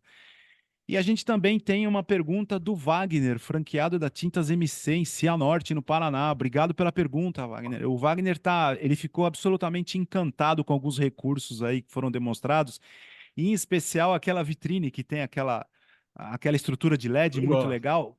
Como que a gente pode fazer para ter acesso a essa e outras tecnologias, Caio? Que dica que você pode dar para a gente? Aqui no Brasil, a gente tem boas empresas começando a trabalhar esse tipo de solução. Aqui tem a LED Wave, a The LED, que é elas estão bem presentes no varejo, estão fazendo bastante propaganda e barulho sobre isso. Eles estão trazendo esse tipo de tecnologia de LED, tá? Na China, se você olhar produtores que estão trazendo para o Brasil, tem bastante coisa vindo para cá também. Ficou famoso também um tempo atrás, eu não trago em foto, mas uma espécie de um ventilador com LED que ele projeta elementos em 3D e tal, mas é ruim que foto e vídeo disso quando você capta é terrível, tá? Para você captar isso com qualidade, mas se vê hoje no Brasil isso aplicado em alguns pontos de venda. A questão eu acho que principal é isso, é trazer vida para a fachada, trazer vida para a vitrine, né? Mas mesmo numa maneira mais assim, colocar uma tela no fundo lá para ter alguma comunicação já é um diferencial, tá? Agora, ele realmente pode ser tanto como esse LED na próprio vidro, tem até adesivos que fazem essa função, tá? Mas eu vi numa das lojas de Nova York, inclusive, o cara colocou uma espécie de um adesivo branco grande. Era um projetor na loja que jogava na vitrine uma imagem se mexendo, de moda e tal, super bacana, tá? Então são maneiras de a gente trabalhar de forma diferenciada aí, comunicação com o vendedor. Vitrine, um amigo meu diz que é aspirador de gente. Vitrine tem que ser aspirador de gente. A pessoa tem que olhar a vitrine e gostar. Numa loja de tinta, que é uma coisa de destino, ninguém resolve pintar a casa por impulso, né? Não é assim que funciona o mundo ainda. Mas a gente tem que criar esse atrativo para as pessoas entenderem o que a gente tem diferente, um momento diferente, ou até falar, olha, é mais fácil pintar a tua casa do que você imagina, né? Vem para cá. Legal. A gente eu vou dar um recado, pessoal de loja de tinta, gente, faz vitrine, mas não fecha a loja com lata de tinta, né? Tem tanta coisa legal para É... demonstrar, poxa vida, né? A tinta tem tantos atributos além daquilo que a gente está acostumado a ver ou a falar, Lá tem enfim, né? estoque. Lá tem Total, estoque. Lá tem exato. estoque. Tem que estar no fundo da loja que fala, não, o cara tem. Se eu for comprar, o cara tem produto. Legal. A mensagem está passada, mas lá tem estoque, no final das contas. Tem que ter um Legal, desenho bonito, você monte alguma coisa de VM interessante, como o pessoal faz no supermercado, mas na maioria das questões dá para trabalhar de um jeito bem bacana. legal. Rafael da Montana, nosso amigo Rafael da Montana Química, um grande parceiro da Abrart, uma indústria tradicional aí de produtos para madeira, ele pergunta, na sua opinião, como que a inteligência artificial pode ajudar a facilitar a decisão de compra do consumidor em tintas, né? Assim, usando aquele exemplo do sommelier virtual, né? O que você acha que pode acontecer no futuro próximo aí para ajudar as lojas a encaminhar a decisão de compra do consumidor, direcionar isso de alguma forma? Tem muita coisa que pode ser feita. Eu tive uma experiência, por exemplo, na Boticário Lab. Tem uma no Morumbi Shopping, eles acham que tem 3 lojas espalhadas pelo Brasil desse modelo Lab deles, tá? Igual eu mostrei a loja de perfume para vocês, você senta numa mesinha lá com um tablet, você responde 20 perguntas. Ah, você é mais extrovertido, introvertido, impulsivo, não sei o quê. E essas nuances, no final, ele te oferta 5 perfumes que tem a ver com o teu perfil como persona, né? Em algumas mentorias que eu tenho feito, tal, a gente tem uma Nicosmética que a gente falou assim, olha, como é que eu falo a vendedora não tem que falar que o perfume parece o perfume famoso, né? É o contratipo do perfume. Olha, é simples. Você tem que mostrar a fragrância do que se trata, se é lavanda, a mística, sei lá o que é o odor, né? A fragrância em si. Mas muito assim, vou simplificar a conversa, vai. Ó, qual o seu signo? Ah, escorpião, os que mais combinam com você. Olha, as pessoas de peixes, cara, as melhores cores aqui para ambientes de quarto são essas daqui, porque são pessoas que têm uma pegada leve e tudo mais. A pessoa de escorpião tem que ser mais esse tipo de cor, de palheta. Eu acho que são questões que a gente pode brincar. Óbvio, eu estou simplificando ao máximo, porque não precisa nem de IA para fazer isso. Mas eu estou falando assim, você pode encontrar atributos de consumidores que a IA ajude a analisar cores. É fato que cor tem a ver com o estado de espírito da pessoa. Tem gente que gosta um lugar mais dinâmico, um lugar mais para tranquilidade, um lugar para mais com atributo. Talvez os atributos do que a pessoa quer como objetivo crie qual é a cor que ela quer colocar no negócio, né? Qual a cor que ela quer colocar na casa dela, no quarto dela, na sala dela e tudo mais. Legal, Caio. A Ana Centrone, da Tintas MC, fez uma pergunta, mas eu vou Amigona, deixar, vou deixar ela para o final, que é uma pergunta muito bacana. E antes a gente vai responder aí dentro do possível, obviamente, a uma pergunta de um outro colega nosso da Tintas MC, da Rouxinol, presumo que seja lá em Moema, né? Como que você acha que a gente pode mesclar a inteligência artificial em loja física, com o material humano? Como que a IA pode ajudar a fazer essa gestão do material humano também? show. Cara, tem várias coisas bacanas. Eu já ouvi falar de gente que analisa currículo por IA hoje, tá? Isso já começa a ser um jeito de você começar a mesclar o que você quer, bota os currículos lá e fala qual a melhor pessoa, né? Ao mesmo tempo, uma coisa que você pode usar a IA hoje para criar é até o script de vendas que você vai passar para o seu vendedor como treinamento. Olha, eu preciso passar essas ideias, me dá... assim, o que eu falei para você, usem como um estagiário, um analista de vocês. Não vai ter a resposta pronta, mas ele vai, é como se fosse um cara muito bom do teu lado, você vai conversando com ele e vai moldando. Usa a IA nesse sentido, você vai ver como você começa a ir. Existem alguns módulos para quem usa a versão paga do ChatGPT, por exemplo, que eu acho bem bacana. O ChatGPT tem um módulo chamado Negotiator, The Negotiator, que você coloca o que é o input, olha, cara, eu vim comprar, eu vou ser o vendedor, você vai ser o consumidor, você veio comprar tinta para tua casa, você está ávido por preço e eu não posso dar desconto para você, tá lá, valendo. E você fica dialogando com o ChatGPT, negociando com ele, cara. E aí, a cada resposta que você dá, ele vai te avaliando. Olha, você deixou de falar isso, ou falou assim, no teu discurso. Então, pode ser uma ferramenta, inclusive, para treinamento de vendedor. Você pode colocar todos os produtos lá e fazer quiz ou teste para saber se as pessoas estão aptas ou prontas para a questão. Eu, por exemplo, arroz, feijão e varejo, posso passar o link para vocês, tem um bot do livro. Hoje, se você quiser perguntar qualquer coisa para o meu livro, você pergunta para o meu livro. Você pode estar no livro e falar assim, como é que eu faço? Tá o livro que vai responder. Então, ele pega a base de dados lá e foi. Então, dá para usar de maneiras interessantes para você ter essa questão do capital melhor preparado para atender, para vender. Óbvio, gente, ilimitadas possibilidades do que se pode fazer, né? Eu estou dando uma ou duas receitinhas de bolo pronto aqui nessa história, mas só para entender o que é possível fazer hoje com o ChatGPT. Para lojas pequenas, né? Quando ela já fala assim, cara, vamos fazer o seguinte, você quer mostrar uma imagem, vamos colocar uma vitrine na loja aqui com inteligência artificial. Aí vai ter que chamar alguém para fazer foto, gráfica, estúdio, agência de publicidade e tal. Cria a imagem no ChatGPT, bota num banner. Uma casa com a família feliz, com cores vivas, maravilhosas, um ambiente bacana, bota lá, manda fazer um adesivo. tudo que é criado por inteligência artificial, neste momento, não tem direito autoral. Ou seja, você pode imprimir e fazer um adesivo para a tua vitrine a custo zero, ou custo praticamente só do adesivo, né? Então, são maneiras de você usar a IA a teu propósito, de diminuir o tempo, custo e tudo mais, né? Isso entre algumas outras coisas que é possível fazer nesse sentido ali. Sensacional, Caio. A pergunta da Ana, que eu achei muito legal, considerando a tua experiência no Matcom, qual seria a ação que você, Caio, iniciaria numa loja de tintas, considerando tudo que você viu na NRF? Essa foi boa. Essa eu vou ter que cavar aqui, vou ter que pensar rápido nessa daqui. Para não dar uma resposta muito rápida, assim, eu acho que assim, a primeira questão é a seguinte: entender. Se eu caísse vou responder de uma forma diferente, Ana, se você me permitir. Se eu caísse de paraquedas hoje, em qualquer loja de alguém aqui hoje, e fosse começar a mudar, a primeira coisa que eu ia entender é qual a região que eu tô? Quem é esse cliente? É um cara de poder aquisitivo alto, baixo? Qual a faixa etária dele? Eu preciso entender. A partir dali eu costumo desenhar. Começaria a construir comunidade em cima disso. Começaria a juntar as pessoas que já compraram comigo nos últimos tempos. Começaria a pensar material que eu posso alimentar isso como conteúdo para elas, seja dando dica de cor, dica de tinta, tal. E não é só mandar tabloide com promoção, tá, pessoal? É muito além disso. Criar que as pessoas gostem de escutar uma notícia que você mande para ela de vez em quando. Então, uma vez por mês você fala a cor do mês, né? Por conta disso, tem um lançamento disso, tal. As pessoas podem estar antenadas com vocês por outros motivos que a compra. Quando eles quiserem alguém que seja especialista, eles vão buscar vocês. Mas eu começaria faria um programa de fidelidade em cima dessa história, de saber, poxa, deixa eu ver quem comprou. Eu sei que na tinta o tempo é mais curto, mas no Matcom, de forma geral, a gente até conversou isso, né, Salvador, outro dia, né? No Matcom, em geral, se fala que as pessoas levam de 5 em 5 anos para fazer uma grande reforma em casa, né? Não sei se esse tempo pós-pandemia está mais curto ou mais longo, mas entendendo a curva do meu negócio, se a pessoa volta para pintar alguma coisa na casa da cada 2 anos, né? Cara, eu tenho que acionar esse cara, eu tenho que ajudar ele a pensar em mim, comprar. Então, eu começaria a criar as estratégias a partir daí. Óbvio, uma experiência de loja bacana, talvez uma cadeira legal, uma mesa bacana, uma maquininha de Nespresso para atender o cara com conforto, né? Arquiteto, decorador que estiver acompanhando, né? São coisas que a gente tem que criar com ambiente de loja bacana.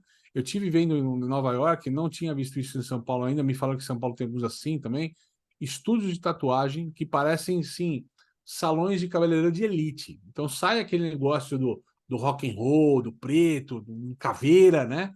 Para ambientes femininos, com plantas, minimalistas, onde as pessoas fazem tatuagem. Então, por que não sair da caixa? Por que não criar algo diferente, sofisticado, diferenciado para o consumidor? Pode ser mais ao popular, pode ser mais ao luxo, não importa.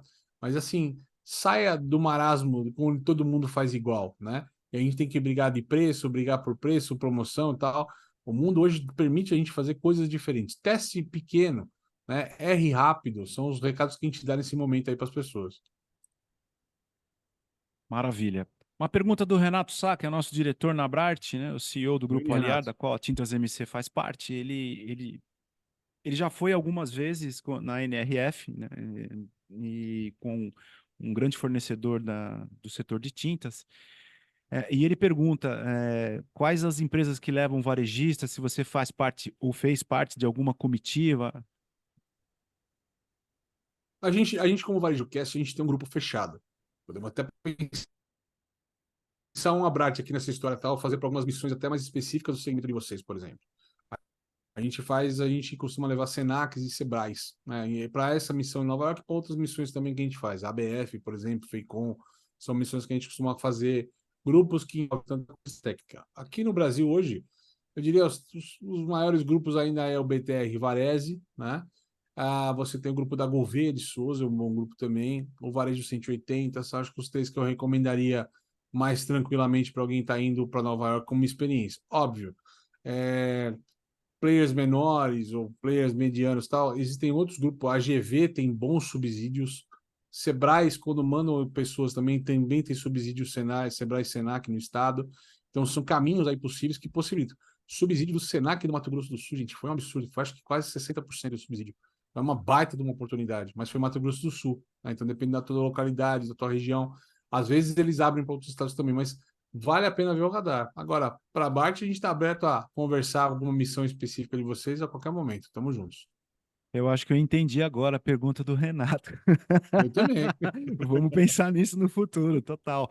Ah, o André Zamana, que é o gerente nacional comercial da Tigre, pincéis e ferramentas para pintura, um grande parceiro nosso também, ah, ele começa a pergunta dele retratando, né, reportando o que aconteceu no nosso segmento durante a pandemia, né?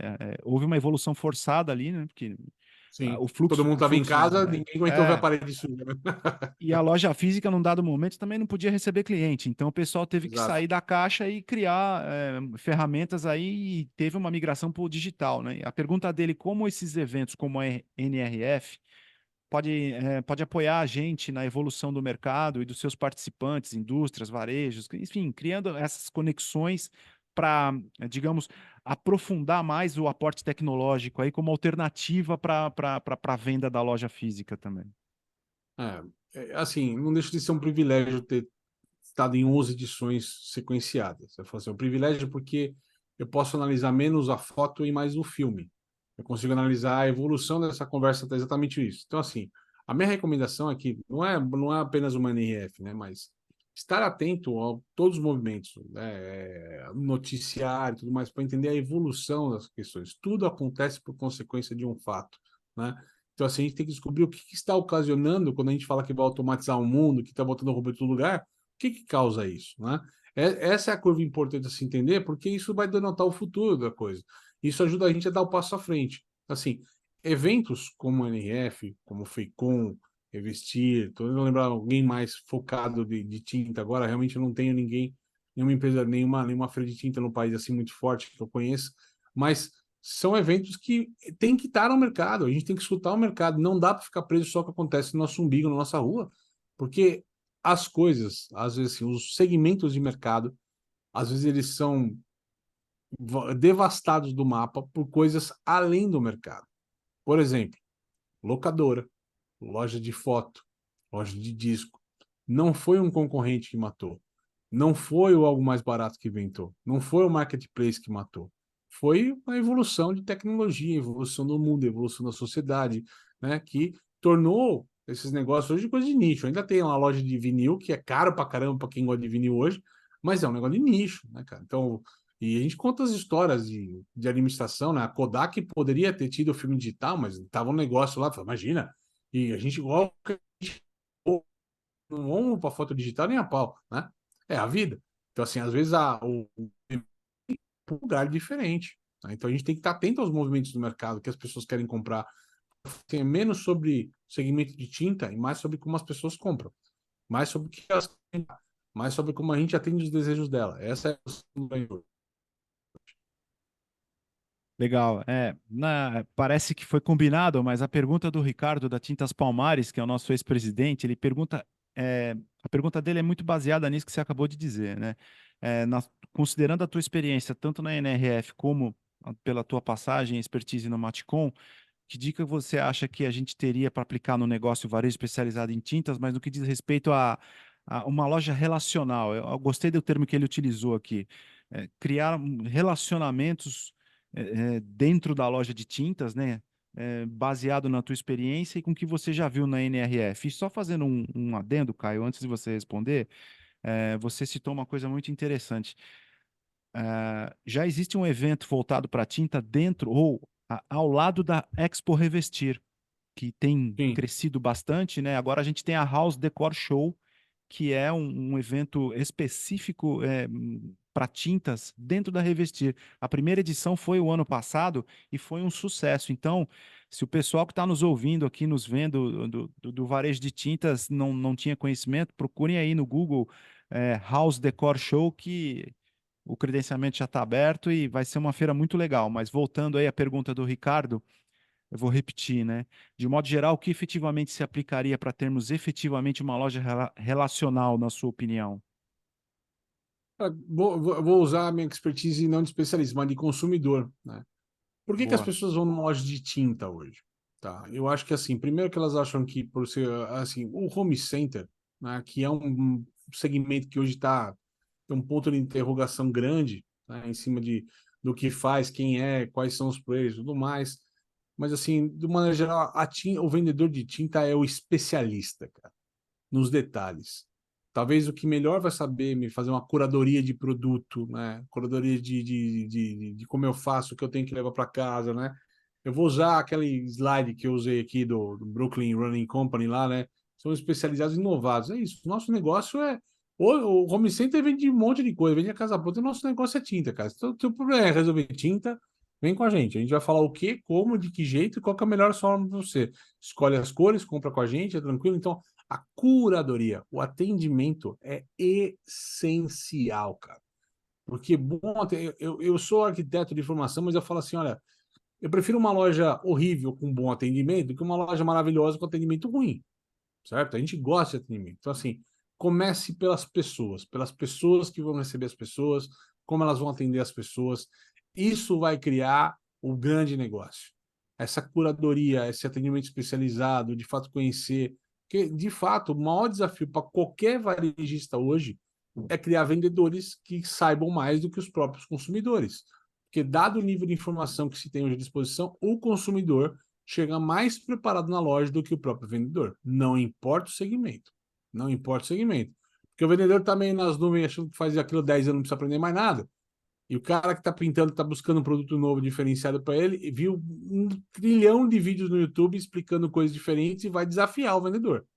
Então, assim, isso é monstruoso em qualquer segmento. Eletroeletrônica, então, é de dar arrepio, né? O cara tem que saber as nuances, o cara chega falando de hertz, de watts, não sei o que, o cara, vem em televisão. Então, assim, é um desafio. Então, começaria pelas pessoas. O resto é o que eu falei para vocês. Sistemas que ajudem vocês apoiados na decisão, como um bom CRM. Lembrando, qual é o melhor CRM do mercado? É aquele que você usa. Então, se você usa Excel, papel de pão e caneta, não tem problema. Mas quanto mais você usa algum sistema que compile as informações do consumidor, você use aquelas informações, mais resposta você vai ter.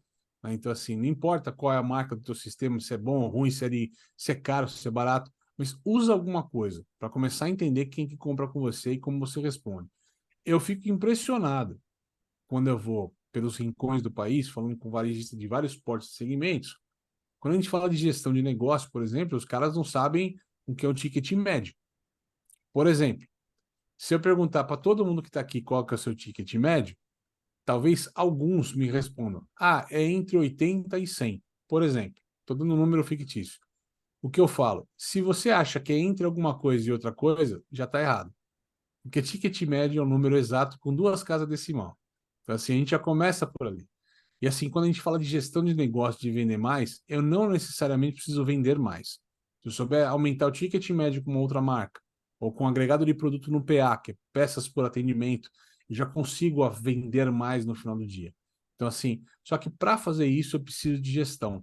Numa outra palestra que eu faço, eu falo assim, número tem que ser o idioma de qualquer empresa no varejo, certo? Por que tem que ser o idioma? Porque não dá para aceitar substantivo ou adjetivo na gestão do dia. Acontece de um jeito muito prático. Alguém, tenho certeza que o pessoal aqui já viu acontecer isso na loja. Chega lá pro vendedor e fala: e aí, como é que tá a venda hoje, cara? Ah, chefe, a venda tá boa. Tava ruim até agora há pouco, mas agora tá pior. E muita gente faz a gestão do negócio desse jeito. Bom, eu não sei o que é boa, eu sei que estava ruim e sei que pode ser, mas não tenho pista de onde eu estou. Agora, por que eu falo que o número tem que ser idioma? Porque a conversa certa tem que ser assim, ó. Como é que tá a venda aí, cara? Pô, chefe, até agora, meio-dia, tá 40%. Porra, há 1 hora atrás tinha 10% só da venda. Acho que no ritmo que vai, se a gente chegar em 60%, tá bom. Ah, sabendo disso, eu consigo fazer alguma coisa. Eu sei o que eu tenho que buscar atrás. Então a gente fala assim, gente, não tenham medo de números, cara. Inspira teu time a falar sobre número, entender número. Quanto mais ele souber o número dele e controlar o número dele, mais ele vai atingir a meta, mais fácil ele vai atingir o número dele. Não adianta chegar no final do mês e falar que você não está vendendo. Tem que ajudar o cara a contornar outros indicadores que vão possibilitar ele atingir o resultado nessa história. E óbvio, CRM é um deles. Quantas pessoas você liga, para quantas você fala, quantas você está trazendo na loja. Isso vai ajudar você a apoiar o resultado aí final dessa história. Legal. Para encerrar, uma pergunta do Bruno. A gente já passou por esse tema, né? O pessoal fica encantado com a aplicação aí de inteligência artificial no âmbito É o do tema da vez, negócio, cara. né? Tá tranquilo, cara. É incrível. Então, ele pergunta a possibilidade de implantar em um site de uma loja de tinta um tipo de experiência ou um tipo de inteligência artificial que faça alguns filtros. Por exemplo, o cliente tem algum tipo de alergia, ou então quando ele descreve um problema específico, ele fala, a parede está esfarelando, o que que eu faço, que produto que eu uso? Ele pergunta a sua opinião sobre a aplicação ou aplicabilidade desses recursos aí. Dá para fazer, dá para fazer. Não é tão complexo como já foi no passado isso. O próprio APIs ali, né, que se conectam com o WhatsApp, se for o caso, tá? Mas precisa de gente especializada para fazer isso. Eu, por exemplo, eu sou consultor, mas não sou técnico, eu não faço isso, né? Mas tem startups de mercado que fazem isso, estão usando o ChatGPT e outras tecnologias de IA para criar esse tipo de linguagem, tá? Mas isso é muito mais simples do que parece. É muito mais simples fazer isso hoje do que alguns anos atrás, tá? O chatbot é uma carga pesada. Esse tipo de tecnologia generativa trouxe isso de forma mais fácil para a gente aqui poder resolver. Então, vale a pena pesquisar, entender e desenhar isso aí com alguém de tecnologia que acho que já consegue. Um bom dev aí consegue desenvolver isso para você com certeza. Legal, Caio. A gente não tem mais perguntas aqui, pessoal, né? Ressaltando que a Maravilha. gente está à disposição das lojas.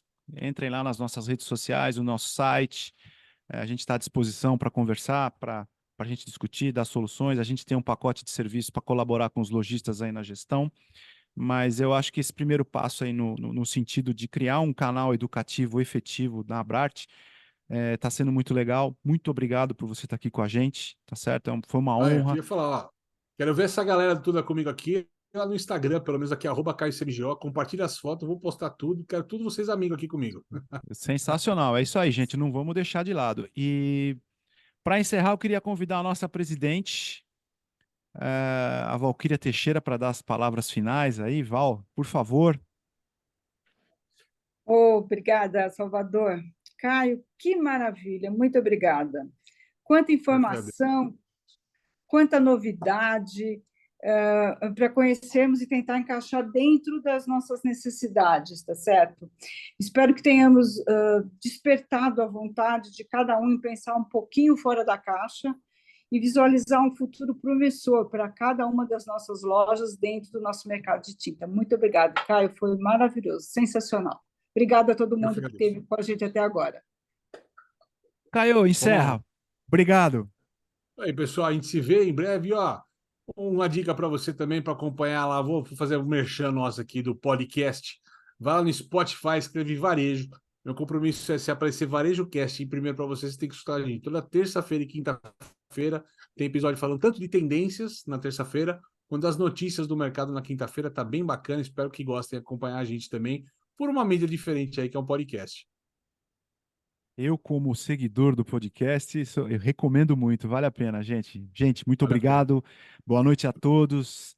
Muito obrigado, Caio, mais uma vez. Valquíria, toda a diretoria, todo mundo presente. Foi um prazer estar aqui com vocês. Em breve a gente vai trazer mais novidades aqui para os nossos meios. Muito, muito, muito obrigado e uma boa noite a todos. Boa noite, Parabéns, pessoal. Salvador. Parabéns, Caio. Obrigada, viu? Um abraço para todo mundo. Tchau, tchau. Parabéns a todos. Um abraço. Bem-vindos à Abrarte, a Associação Brasileira dos Revendedores de Tintas. Para quem não nos conhece, somos a única entidade estruturada juridicamente para atender as principais demandas e assistir revendedores de tintas de todo o Brasil. Nosso quadro de associados é formado por empresas de grande relevância na revenda, o que fortalece e respalda nosso propósito: sermos reconhecidos como uma fonte confiável de informações de valor para revendedores de tintas que buscam práticas de gestão consolidadas, visando a excelência em seu negócio. Através das nossas iniciativas e eventos, somos capazes de oferecer aos nossos apoiadores e associados informações estratégicas do setor, envolvendo lojistas, pintores e consumidores, baseadas em sólidos painéis estatísticos. Nos eventos que realizamos, propiciamos aos revendedores a realização de networking, criação de contatos e conexões, visando difundir informações e práticas para se informar a maior comunidade de inteligência do varejo de tintas do Brasil. Nosso portfólio de produtos e serviços possui um diferencial único. Somos formados por lojistas e nossa expertise atende prontamente às necessidades específicas do comerciante de tintas. Conheça nosso trabalho. Faça parte da Abrarte, mais de 1.000 lojas especializadas no comércio de tintas em todo o Brasil.